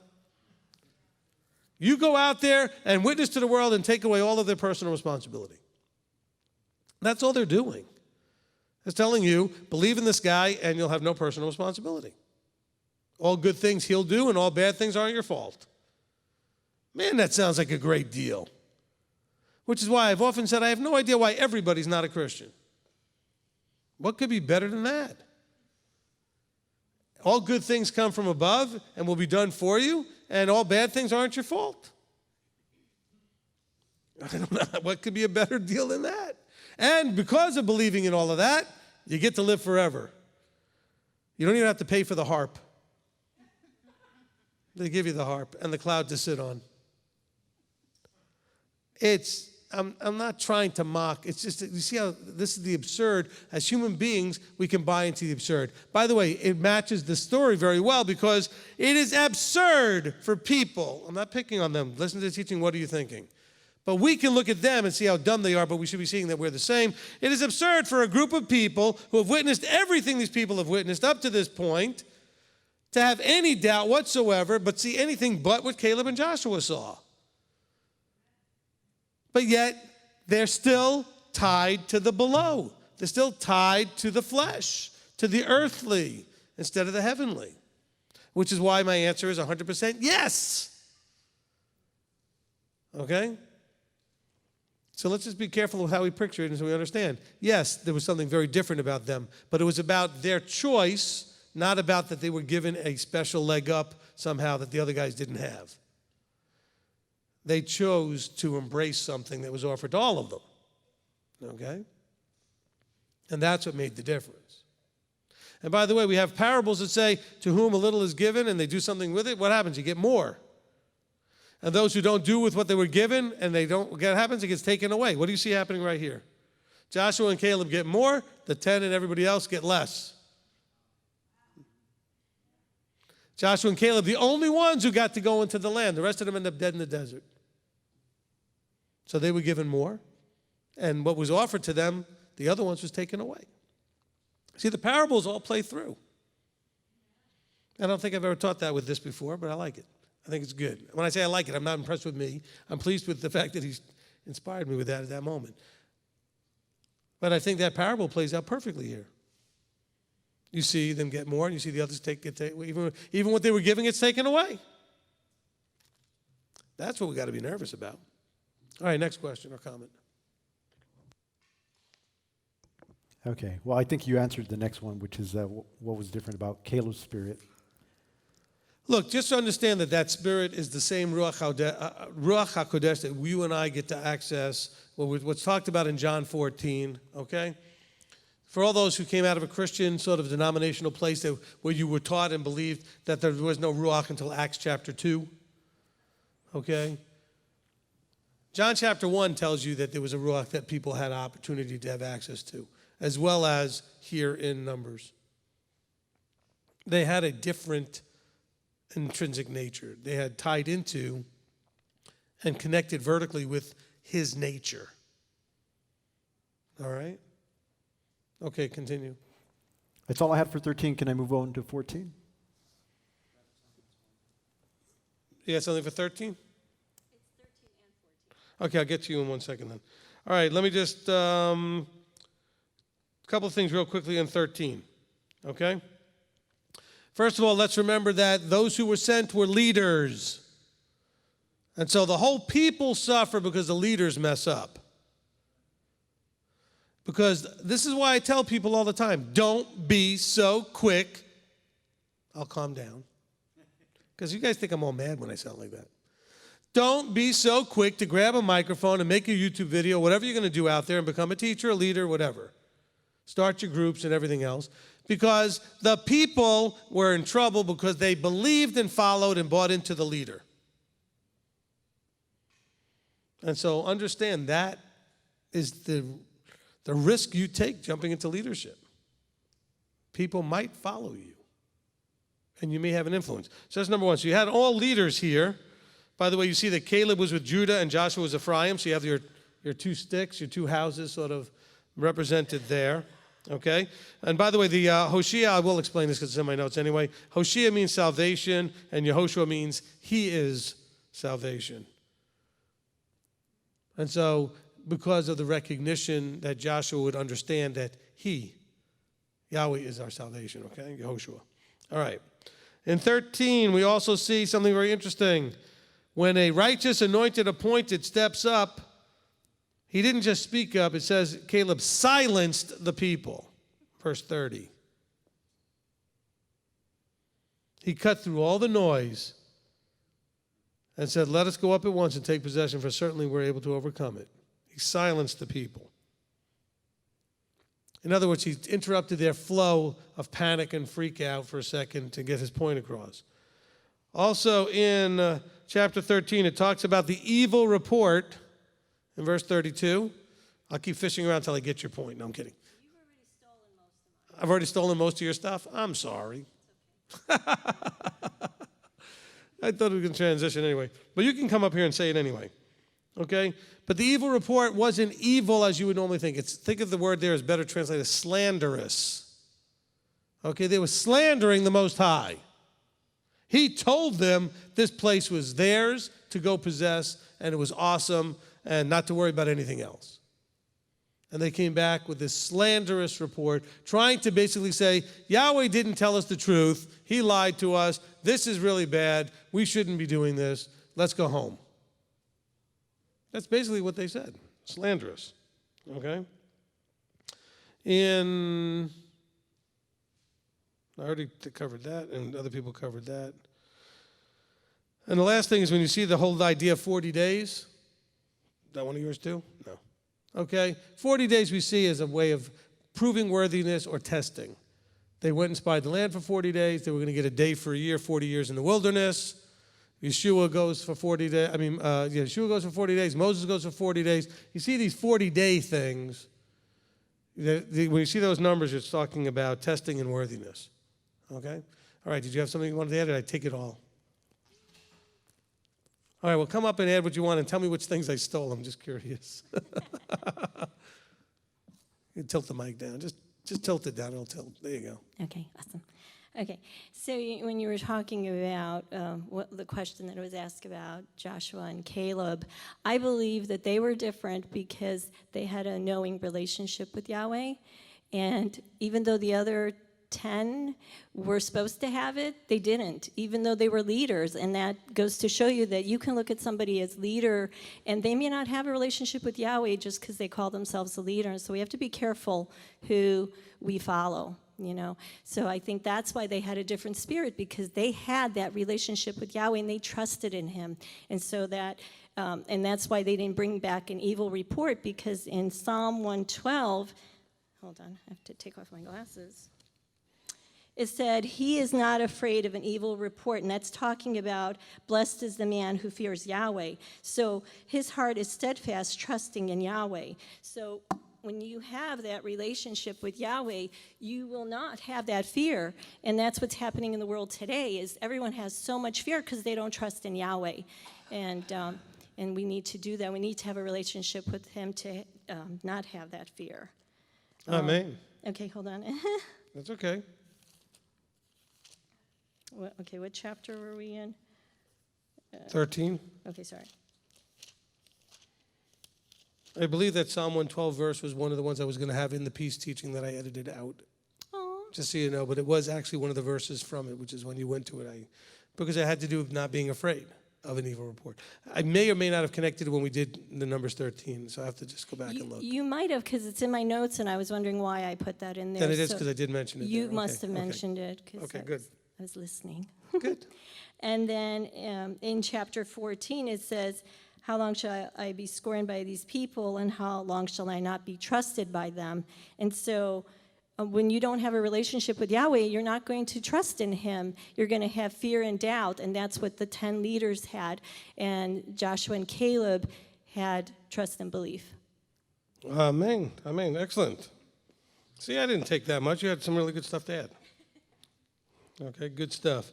All right, 14. Okay, Rick? Yeah, just a quick observation I'd like your insight on. I notice in Scripture, out there a lot of people are changing their name to Yisrael something or Yah something, incorporating into their name. In Scripture, all I notice is if a name is changed, someone else is changing their name for them, giving them that new name. Not just anybody either, but an anointed, appointed, or Yah himself, yes. Amen. Okay, very good point. Because that seems to be the rage with people coming into, Torah observant belief, is that they feel like all of a sudden two things. One is they all become Hebrew experts with no training whatsoever. So they all know the language better than people who actually know the language. And secondly, they start to think that they need to start changing all names of everything, and they think they know how to pronounce every name differently, and they change their own names, and next thing you know, the Messiah's name has 15 syllables in it. Hasha, wusha, washa, hushi, washa, washa, or something, or whatever it is. And I'm not mocking that. It's just, it comes out of partially educated ignorance. A little bit of information can get you in all kinds of trouble. Okay? All right. So it's like when they say that money's the root of all evil. No, the love of money, right? Well, partial information is the root of all kinds of confusion and problems. And the people thinking that they're, expert at something that they're just starting at is unbelievable, how they know. And again, when you talk to people, you'll hear them say things like, oh yeah, I've been doing this a long time. I said, well, yeah, but about 3 years now. How old are you? 47. Okay, that's not a lot per part of your life. 3 years is not a lot. Not been 3 years. Now, that's only because you met a lot of people doing it less than 3 years, so you think you've been doing it a long time. Okay? When you go to college, that at college is when you start to realize just how much you don't know. Because all you have is foundational, rudimentary information and techniques to now start applying it to much bigger things. The older you get, the more you realize that you don't know what you don't know. That's when you look at teenagers today, and if you remember when you were a teenager, what's their biggest challenge? They have no idea what they don't know. Because life has to teach you that. Or you have to trust a mentor to show you that. Otherwise, you just don't know what you don't know. And so this is where we end up in the biggest problems. All right, who's next? Okay, come on up, Betty.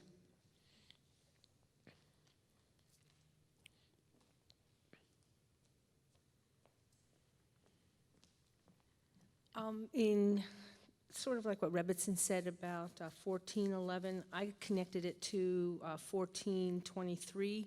When we lack trust in Yahweh, we scorn him, and in doing so, we can end up getting off the path and not making it into the kingdom. Would that be something that would be right, or? Okay, look, all of that's correct, but just understand the idea that as this is happening, Yahweh thinks of it as scorned. He feels like he's being scorned by these people. Now remember, this is because of the slanderous report. And they're not trusting. He said, well, how long shall I not be trusted by them? With all the things that I've done in their midst. See, that's when I want you to find you in this thing. That's the best verse in the whole thing for you to look for yourself. How much has he done in your life, and yet you still don't trust him? Okay, when you look for you in this portion, every one of you should be asking yourselves that question. Am I struggling? Because if you are, he may feel scorned by you. This is a very big deal. Okay, who's next? Okay, Manny. Okay, Olivia and Janet Hoffman have a question about Numbers 14:2. Was Almighty Yahweh testing Moshe in Numbers 14:2? Well, it says that all the children of Israel grumbled against Moshe and against Aaron, and all the congregation said to them, if only we had done. Look, everything that's going on is a test of everybody. If you are breathing and have a heartbeat and have flesh on your body, everything going on around you is a test. Okay? The good things that happen are part of the test, because he wants to see if you could appreciate the signs, the wonders, the miracles that he does in your midst, and then does that actually build trust or not? So the good or the bad, either way. So even the good stuff can be part of the test. In other words, will you receive those things correctly? Will it make the correct impression on you? Okay, next question or comment. Okay, let's see. There's another one from Olivia and Janet Hoffman. She just told me that you answered one of her questions that she had asked, but she doesn't know which one, and she asks a couple. So if I hit on one, let me know. That's fine. Olivia and Janet Hoffman, Numbers 14:5. When Moshe and Aharon fell on their faces, were they trying to intercede for the children of Israel? Yes. Well, they're falling on their faces because they're owning the responsibility. Okay? Don't let this turn into some Christianese intercessory prayer thing and prayer warrior thing. They are falling on their face knowing that they, as leaders, above all the other leaders, are ultimately responsible potentially for what happens. So they are falling on their face before the Creator going, the people that we sent just made us look really bad. That's on us. Okay? So it's part of their extreme ownership.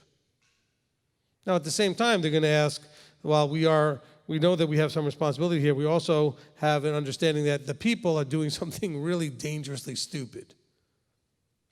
Okay? Next question. Good. That's really good. Never viewed it that way before. Tom Lasarda would like to know, Numbers 14:6, what is the significance of Yehoshua and Caleb tearing their garments? Oh, this is a typical thing that's done in mourning. Okay, they know that something awful is coming, that people have made some really bad decisions. And so when you're trying to when you're grieving, okay, they were grieving for the people, they tend to tear their garments, throw ashes on themselves and that kind of thing. Renaissance Entertainment would like to know, see, hopefully they wrote the right verse. 14:14, they're saying this may be a stretch, but the cloud used by Yahweh is a huge directional miracle. Hasatan is a counterfeiter. Could the cloud being pushed today be something to represent his miracle? To clarify my first question, it's I know Israel knowingly defied Yah because they knew him. My question is for the people today. I'm not really sure I understand the question. So, of course, the person writing it knew that I might not, and I've tried to explain it. Look, I can simply say this. There definitely is duplication, replication, imitation, and all that stuff going on. Your job is to develop a relationship with the Most High and ask him to show you where you need to be and where he is. Okay?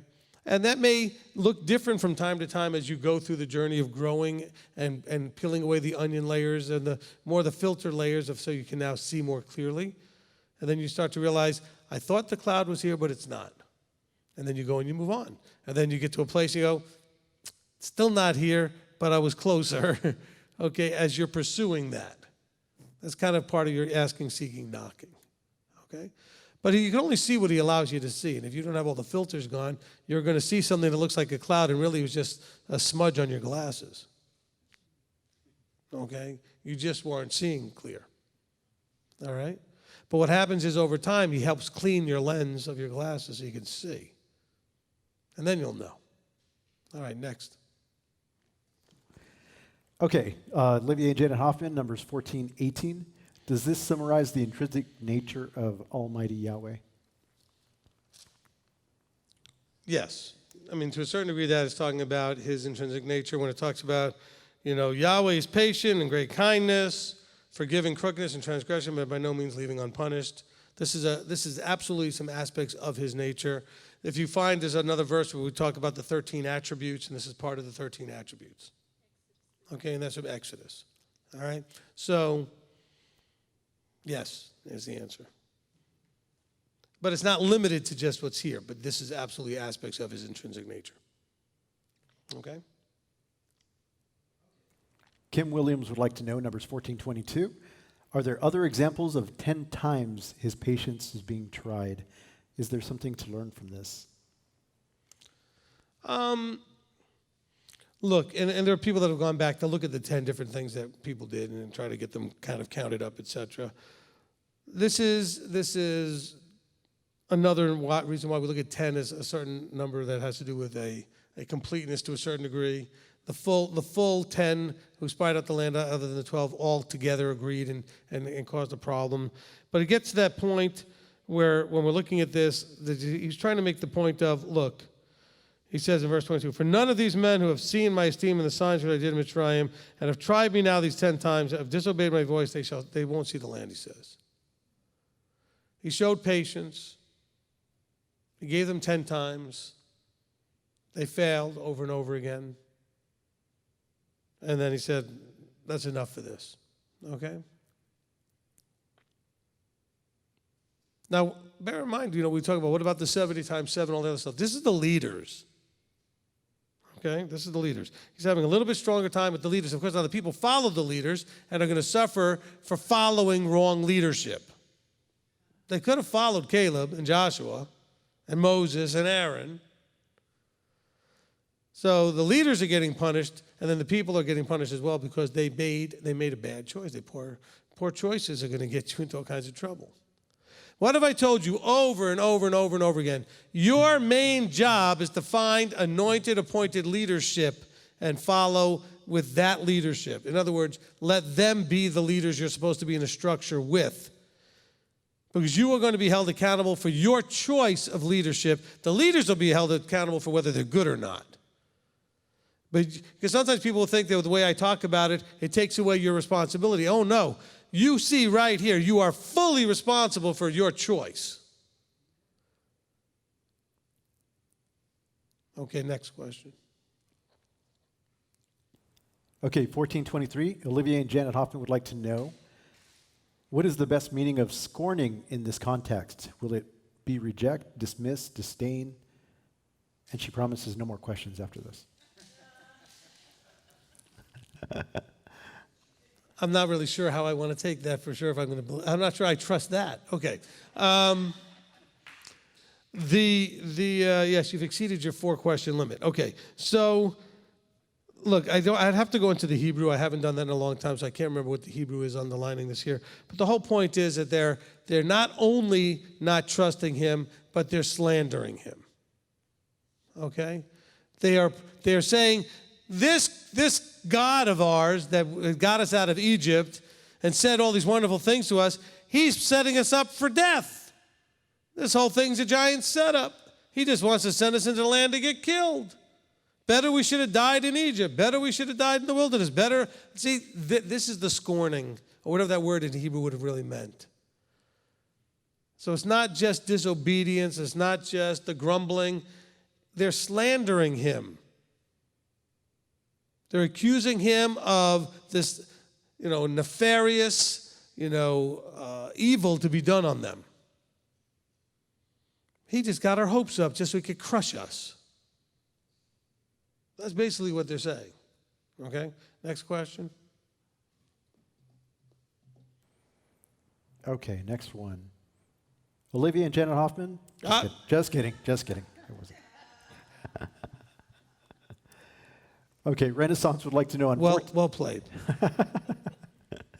On 39 through 45, she would like to know, what would that look like now? I see this as being done unknowingly or unwittingly today. My assumption is someone wouldn't knowingly do the opposite of what Abba wants. Is that the wrong assumption? Probably. Look, this is people that are doing something. They know exactly what they're doing, but they're using the irrational, illogical mindset of, well, after the fact, if I go back now and do it, even though he already told me I messed up, and even though I know I messed up, I'm going to go do it now, even though he said not to, because after all, somehow that will fix it. But they knew exactly that. I mean, they already knew they messed up by not listening, and their solution is to fix it by not listening. That's what you need to be looking at. And it's not about unknowing. This is nothing unknowing. This is just foolish, absolutely unwise human way of thinking. This is the below way of thinking. This is not thinking from above. Okay? And so this is just the dumbness that human beings are able to do. And you can do this in your own life too. Okay? By adding, basically drunkenness to thirst, as he says. I mean, you're thirsty and you're all messed up, so now you think the solution is to get drunk, when really what you need to have is some water and just do the right thing. So you can add insult to injury to yourself. So I would not say this is like an ignorance thing here. This is just foolishness. Okay, next. Got one more for chapter 14. Stephanie Anderson would like to know the Amalekites, mentioned here in Numbers 14. Are they the ones that are still threatening Israel today? The Amalekites, and again, it's hard to know who's who at this point, because I know there's people who've done their own research to figure out which tribes and which countries or whatever. But the Amalekites here are the ones that are going to lead to the problem with Saul, which are going to lead to the problems with Haman. Okay? And that's what you need to know. So that's the significance of them here. And the Amalekites are among one of the only tribes that were basically had a kill on sight, okay, sort of ruling. Okay, they were that level of problematic.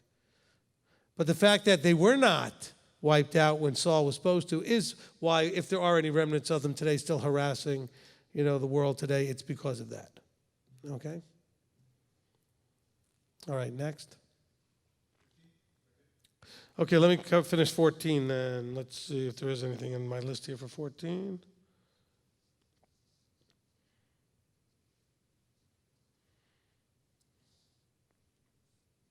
Okay, so in 14:4. Okay, 14:4. Notice that the brilliance of the people is to do what? Let us appoint a leader, let us turn back to... So they want to pick their own leader. Be careful when you do that too. If you're just going to like leave a fellowship to go follow another fellowship, or leave a leadership to follow another leader. Are you picking the leadership based on your own criteria? Are you deciding whether or not that person's anointed or appointed for yourself? You should be using discernment. I told you, your job is to go find one. But if you found one, okay, either he wasn't or you were wrong. Which was it? Because you found him. Some of you feel like, oh, I found him. So either you were wrong, or, okay, because if you go to, or you're having the problem because it's something about you. But you have to figure out which one it is. Now, it could be any answer. It could be that you're just having your own issues and that person is anointed and appointed, or it could be that you were wrong when you thought they were. Then you got to figure out, well, why, what made you wrong? So you really should be asking a question, what all of a sudden changed from you thinking that person was the anointed, appointed you were supposed to be with, and now you don't? And if anything in the answer to that has to do with your feelings being hurt, that's a lousy answer. Nowhere does it have any of these guys told that they need to be really careful about offending everybody and stepping on their toes and everybody's feelings. They had a job to do. That didn't mean that they had to be callous and just harsh and everything. What I'm just saying is, you have to ask yourself, was there a positional thing that was the difference, or was it because you got some feelings hurt? And if it was positional, is it because it's your position versus their position? Then you got to ask yourself, are you better qualified or are they better qualified? Are you the one that's right or they? You got to be really careful when it's positional. This is not a journey or a task that you're on that's without, risks. You have a huge burden of responsibility on yourself to figure this out. If you think that anointed, appointed is anointed, well, that's still going to be on you as to why do you think they are? What made you make that decision? Was it a good criteria for making that decision? Because maybe you're following a wrong person. Or if you decided that that person isn't what you thought they were, do you have good reasons for that? You could be right, you could be wrong, but you got to be really careful either way.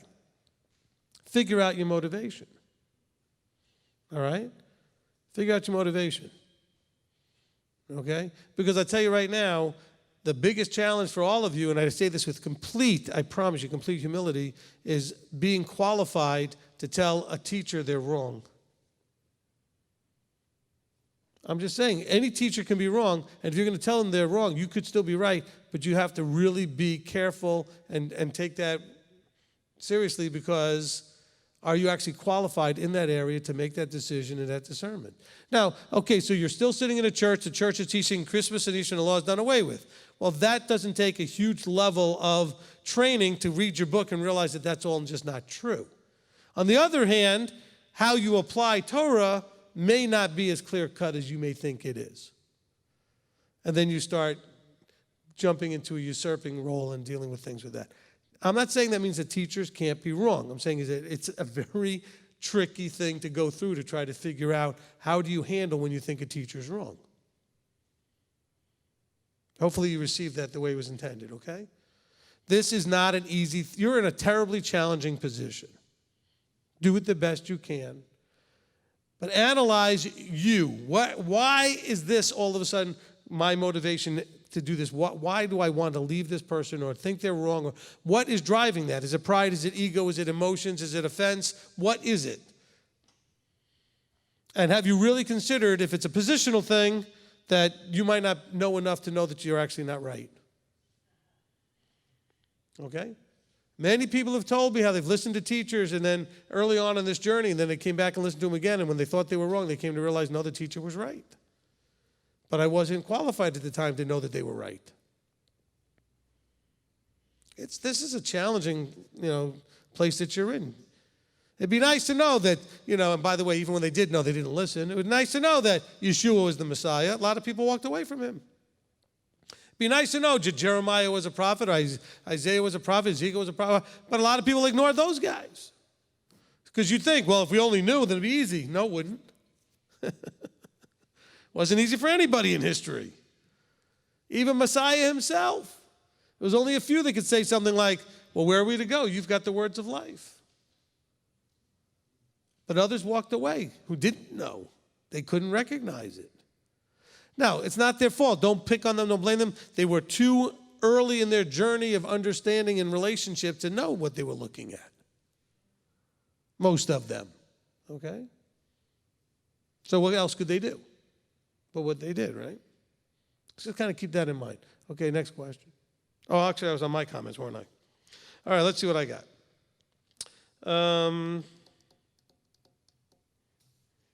14:12 in this area. Okay, let's be careful here. This is definitely a test for Moshe when it says, "Let me smite them and make you a great nation." Okay, this is one of those like, "Hey Moses, why don't I just start again with you?"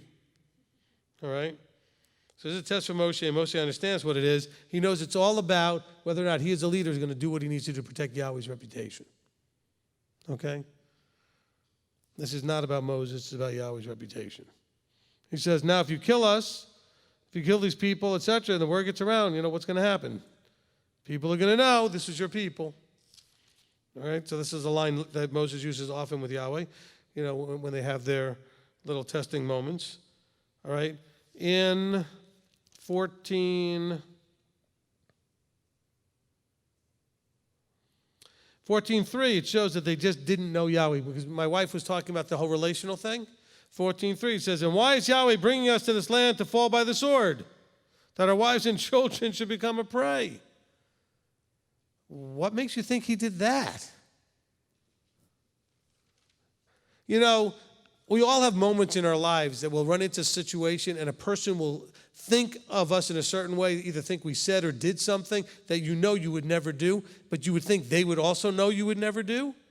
And you say something along the lines like, "You know me. You know I would never do that or say that."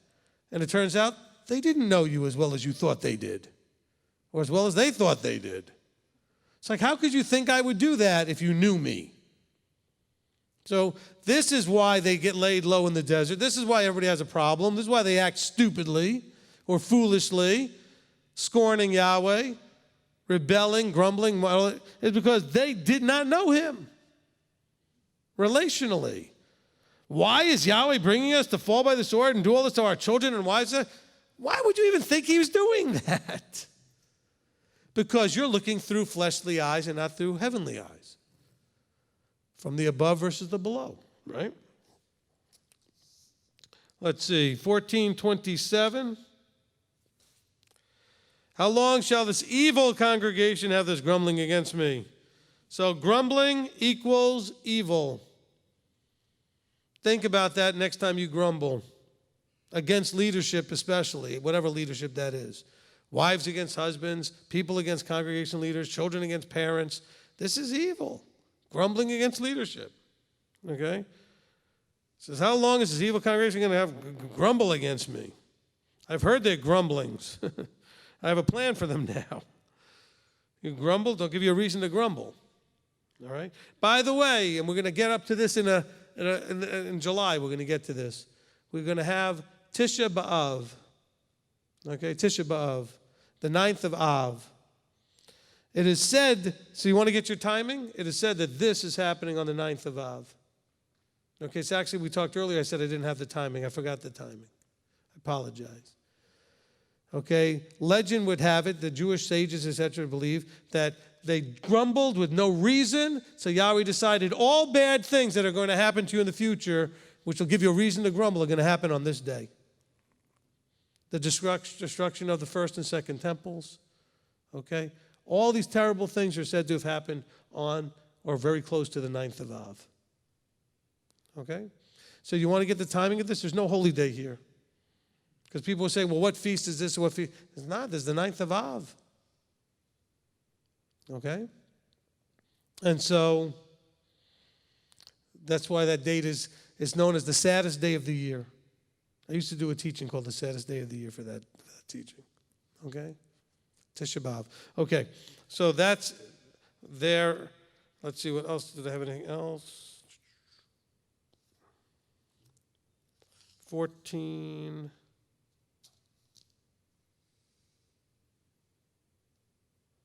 Okay, notice that when they did their little foolishness in the end of chapter 14, and we talked about how they were adding insult to injury.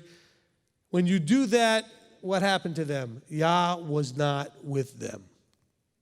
When you step out on your own and do something, even though you think it's good, but really was not sanctioned by him, he is not doing it with you. He is not with you in doing it. Okay?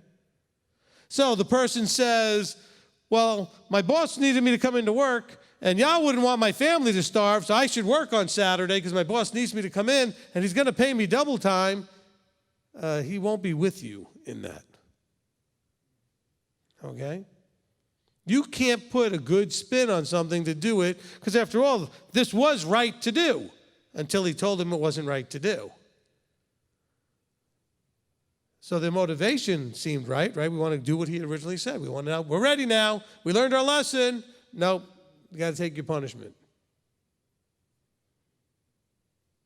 And that's part of what's going on here. Okay, now, well, I think that is it. Go to 15.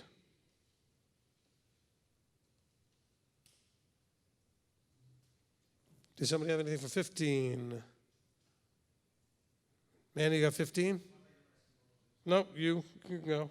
My apologies. I thought you were asking locally. That's okay. I was asking them first, but nobody had anything. So. Okay. Evangeline has 15:16.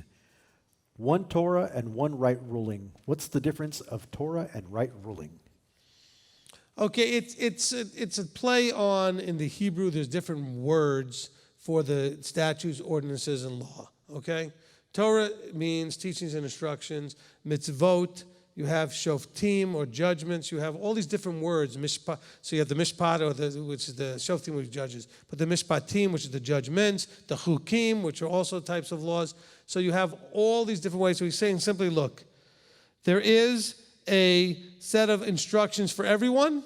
And by the way, when he says everyone, he's talking about the proselyte, the one who's attempting or deciding to become a part of the group. This is not stranger, like all people out there, foreigners. Okay, this is your ger. Okay? The ger is the one who is in the process, like a proselyte, of becoming a member of the nation. He says that for them, for all of them, there's one law forever, etc. One Torah, one right ruling.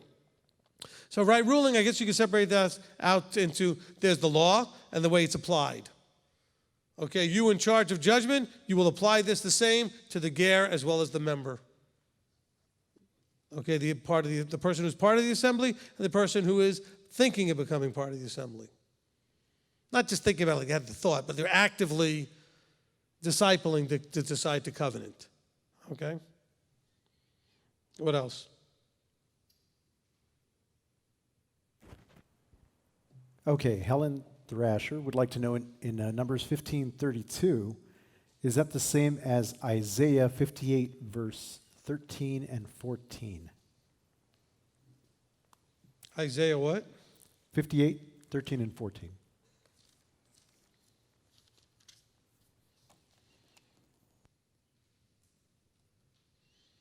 I mean, it's not the same. But I can see where you can make a connection. Okay? He's giving you the incentive in 13 and 14. The end of chapter Isaiah 58 has to do with if you turn your foot from doing, your pleasure on the Sabbath, etc., and call it a delight, etc. This is not about someone doing their pleasure. This is about someone being rebellious. And it's very clear, actually, in verse...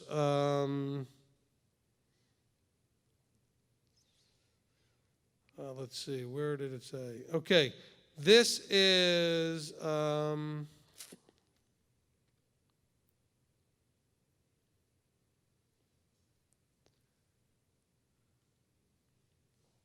Okay, verse 30 is the problem, okay? It says, look, they're talking about the people making mistakes up to this point. In verse 30 of Numbers 15, it says, but the being who does what he does defiantly. And then what do? They tell you about a person doing something defiantly. Perfect timing, right? Okay, so he gives us an example of someone doing something defiantly. He says, when they do it defiantly, whether he is native or stranger, he reviles Yahweh. And that being shall be cut off. So this is showing a reviling. This is not the same exactly as what you see in Numbers 58, where it says, turning your foot away from doing your pleasure. Because there he's talking about things like not speaking your own words, not doing your own pleasures, but focusing completely on him. He's trying to say, look, you're going to need to, make this time about him. As opposed to This man was just defiantly doing these things. It wasn't his pleasure. I don't think the guy found great joy in gathering sticks. Okay? All right? He had a great stick collection. He was looking for specific ones, certain shapes and sizes, Okay? Probably gathering firewood, all right, of some sort. And so, but it's the whole flow here of chapter 15 from this point forward, starts in verse 30, has to do with leading us to the tzitzit making. Okay? The reason that we have tzitzit is because of the things happening prior. We make mistakes and we do things defiantly, and they're to help us remember not to do that. So this chapter flows. A lot of times people say, oh yeah, the tzitzit, Numbers 15:38. Yes, but why did he give them the tzitzit? Because there was a problem with doing things by mistake and on purpose. Chapter 15 deals with both of those. And it wasn't until after the incident with the man gathering the sticks that we get the instruction to wear the tzitzit. As a reminder not to do what you shouldn't do and to do the things you need to do. Okay? He says that these are there so that you remember, verse 40, and you shall do my commands and be set apart unto Yahweh. All right, so that's the important part here. All right, who's next? Okay. I apologize. I missed one question on 1522. Can I Okay. ask, is that okay? Sure. So Evangeline asked on 1522, and when you sin by mistake and do not do all these commands, how could that be possible? Sin by mistake. Please clarify. There's lots of ways you can sin by mistake. Okay, look, you could be, you could be at work during unleavened bread and someone shows up with donuts and you forget what day it is and you stick one in your mouth. I've done that. You just kind of lose because you're at work, you're not, doing something that keeps you vertically minded, and someone showed up with donuts and you just think, oh, look, donuts, and then you forget what day it is. You take one bite. Hopefully you figure it out after one bite. And you go, oh, wait a minute, I don't need to be doing this now. So you can make mistakes. We have forgotten what day it is. You forget what time it is. You forget, sundown can sneak up on you, especially in the wintertime, and you can get caught up in the middle of something and forget that the sun has gone down, especially if you're indoors. There's things you can do by mistake, okay? Because we can get distracted and we can get a little bit lackadaisical or careless and we can make a mistake. And then on the other hand, we do things on purpose. In full rebellion, fully knowing that it's wrong to do, we're going to do it anyway. All right? So those are the two different things. Next. See if you can help me with this one. Rodney would like to know Numbers 15:32. How is it acceptable they didn't follow Yah's blank? I guess he forgot a word there. When it inconvenienced them, but okay to judge and stone the man when he was collecting sticks. This seems counterproductive. There's stuff missing in that question, so I'm not really sure I know what he's trying to say. I understand he's trying to point out what looks to him like a hypocrisy of some sort. I just don't have enough details to know what hypocrisy he's trying to show. Okay. You could always call us or email me. Yep. Daisy would like to know in Numbers 15:35, was the man blatantly gathering wood saying to Yah, you are not my God? Was he making a statement that he chose Baal and not Yah? If so, he would have turned many people away from Yah? Okay, let's read a lot into things, but not so much. Okay, it doesn't say any of that stuff. All it says is that this man, in whatever defiance it was against, just decided, self-sovereignty, whatever it was, I want to gather sticks, even though I'm not supposed to, I'm going to do it anyway. Okay? This isn't somebody who forgot it was Shabbat. This is flowing out of defiance. And so, why was he being defiant? It doesn't tell us. Okay? It's going to be basically self-sovereignty of some level. He either was choosing to follow somebody else, do it just because he wanted to do what he wanted to do. He didn't want to be under some authority. We don't know. But it was defiance. He was choosing not to submit under the authority from above. Okay?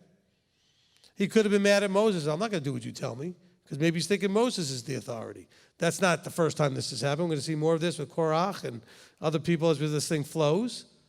All right? We're getting up to those coming up here real quick. So, we don't know why. We just know that it's defiance that's behind it. Okay?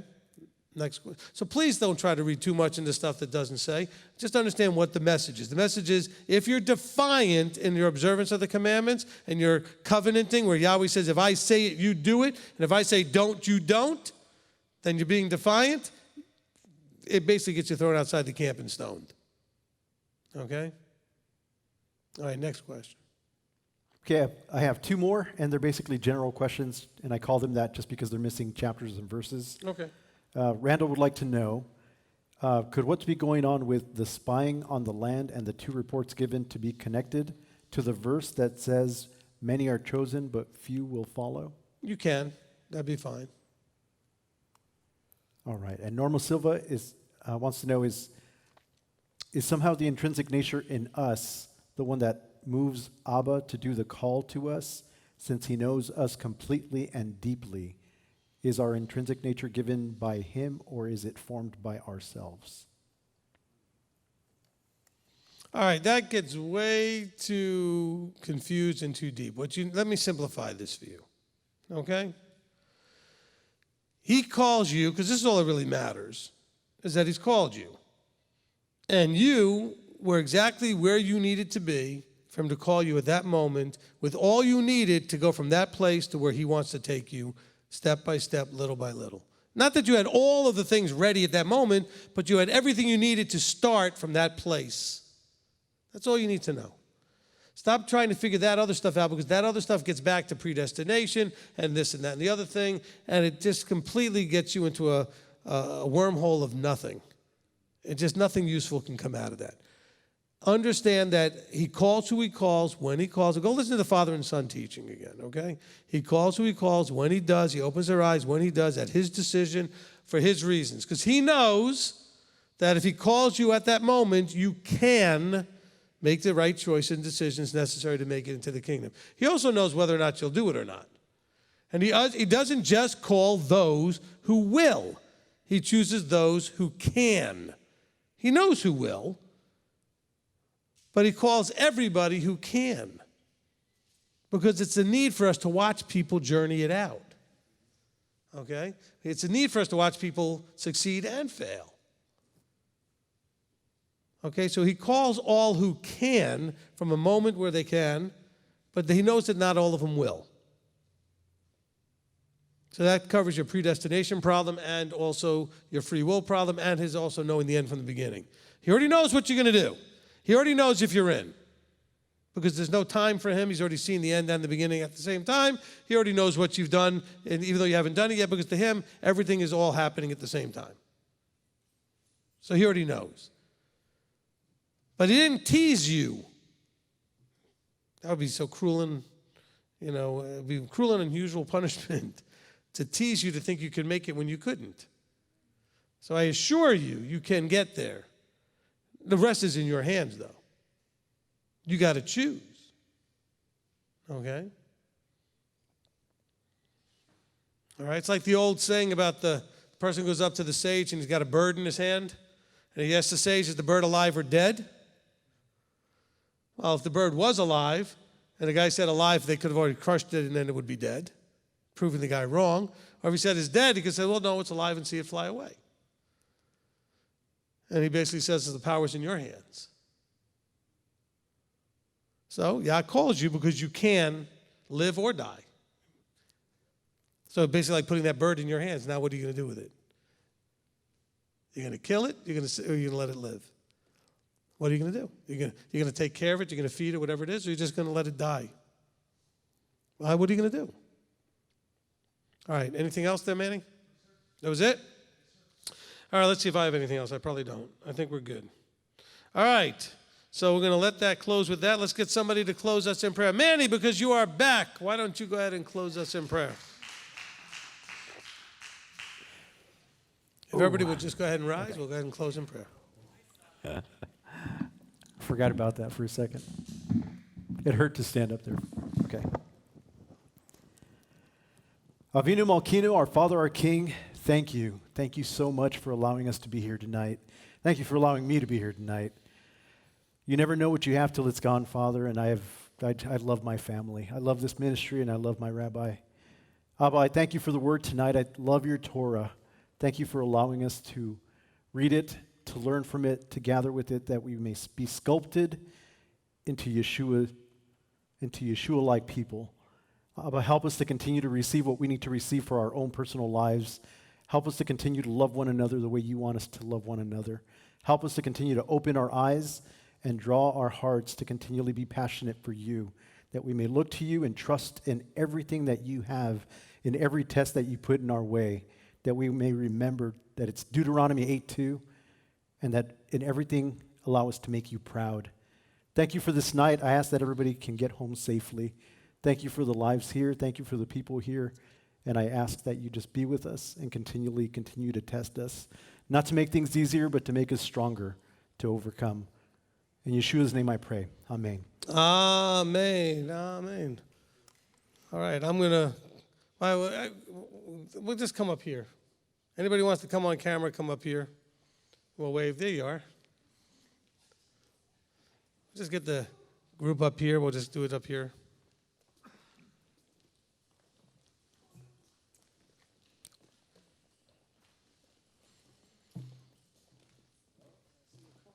It is so funny because about 2 minutes to study, there was like 3 people here. Now you all showed up. That was so good.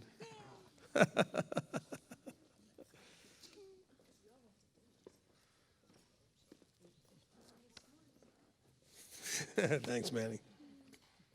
All right. So, we got everybody on camera, Rick? We're good. Okay. So, on the count of 3, we're going to wish everybody a Laila Tov, which is good night. Shavua Tov, have a good week, and tell them we love them. Here we go. 1, 2, 3. Laila Tov! Shavua Tov!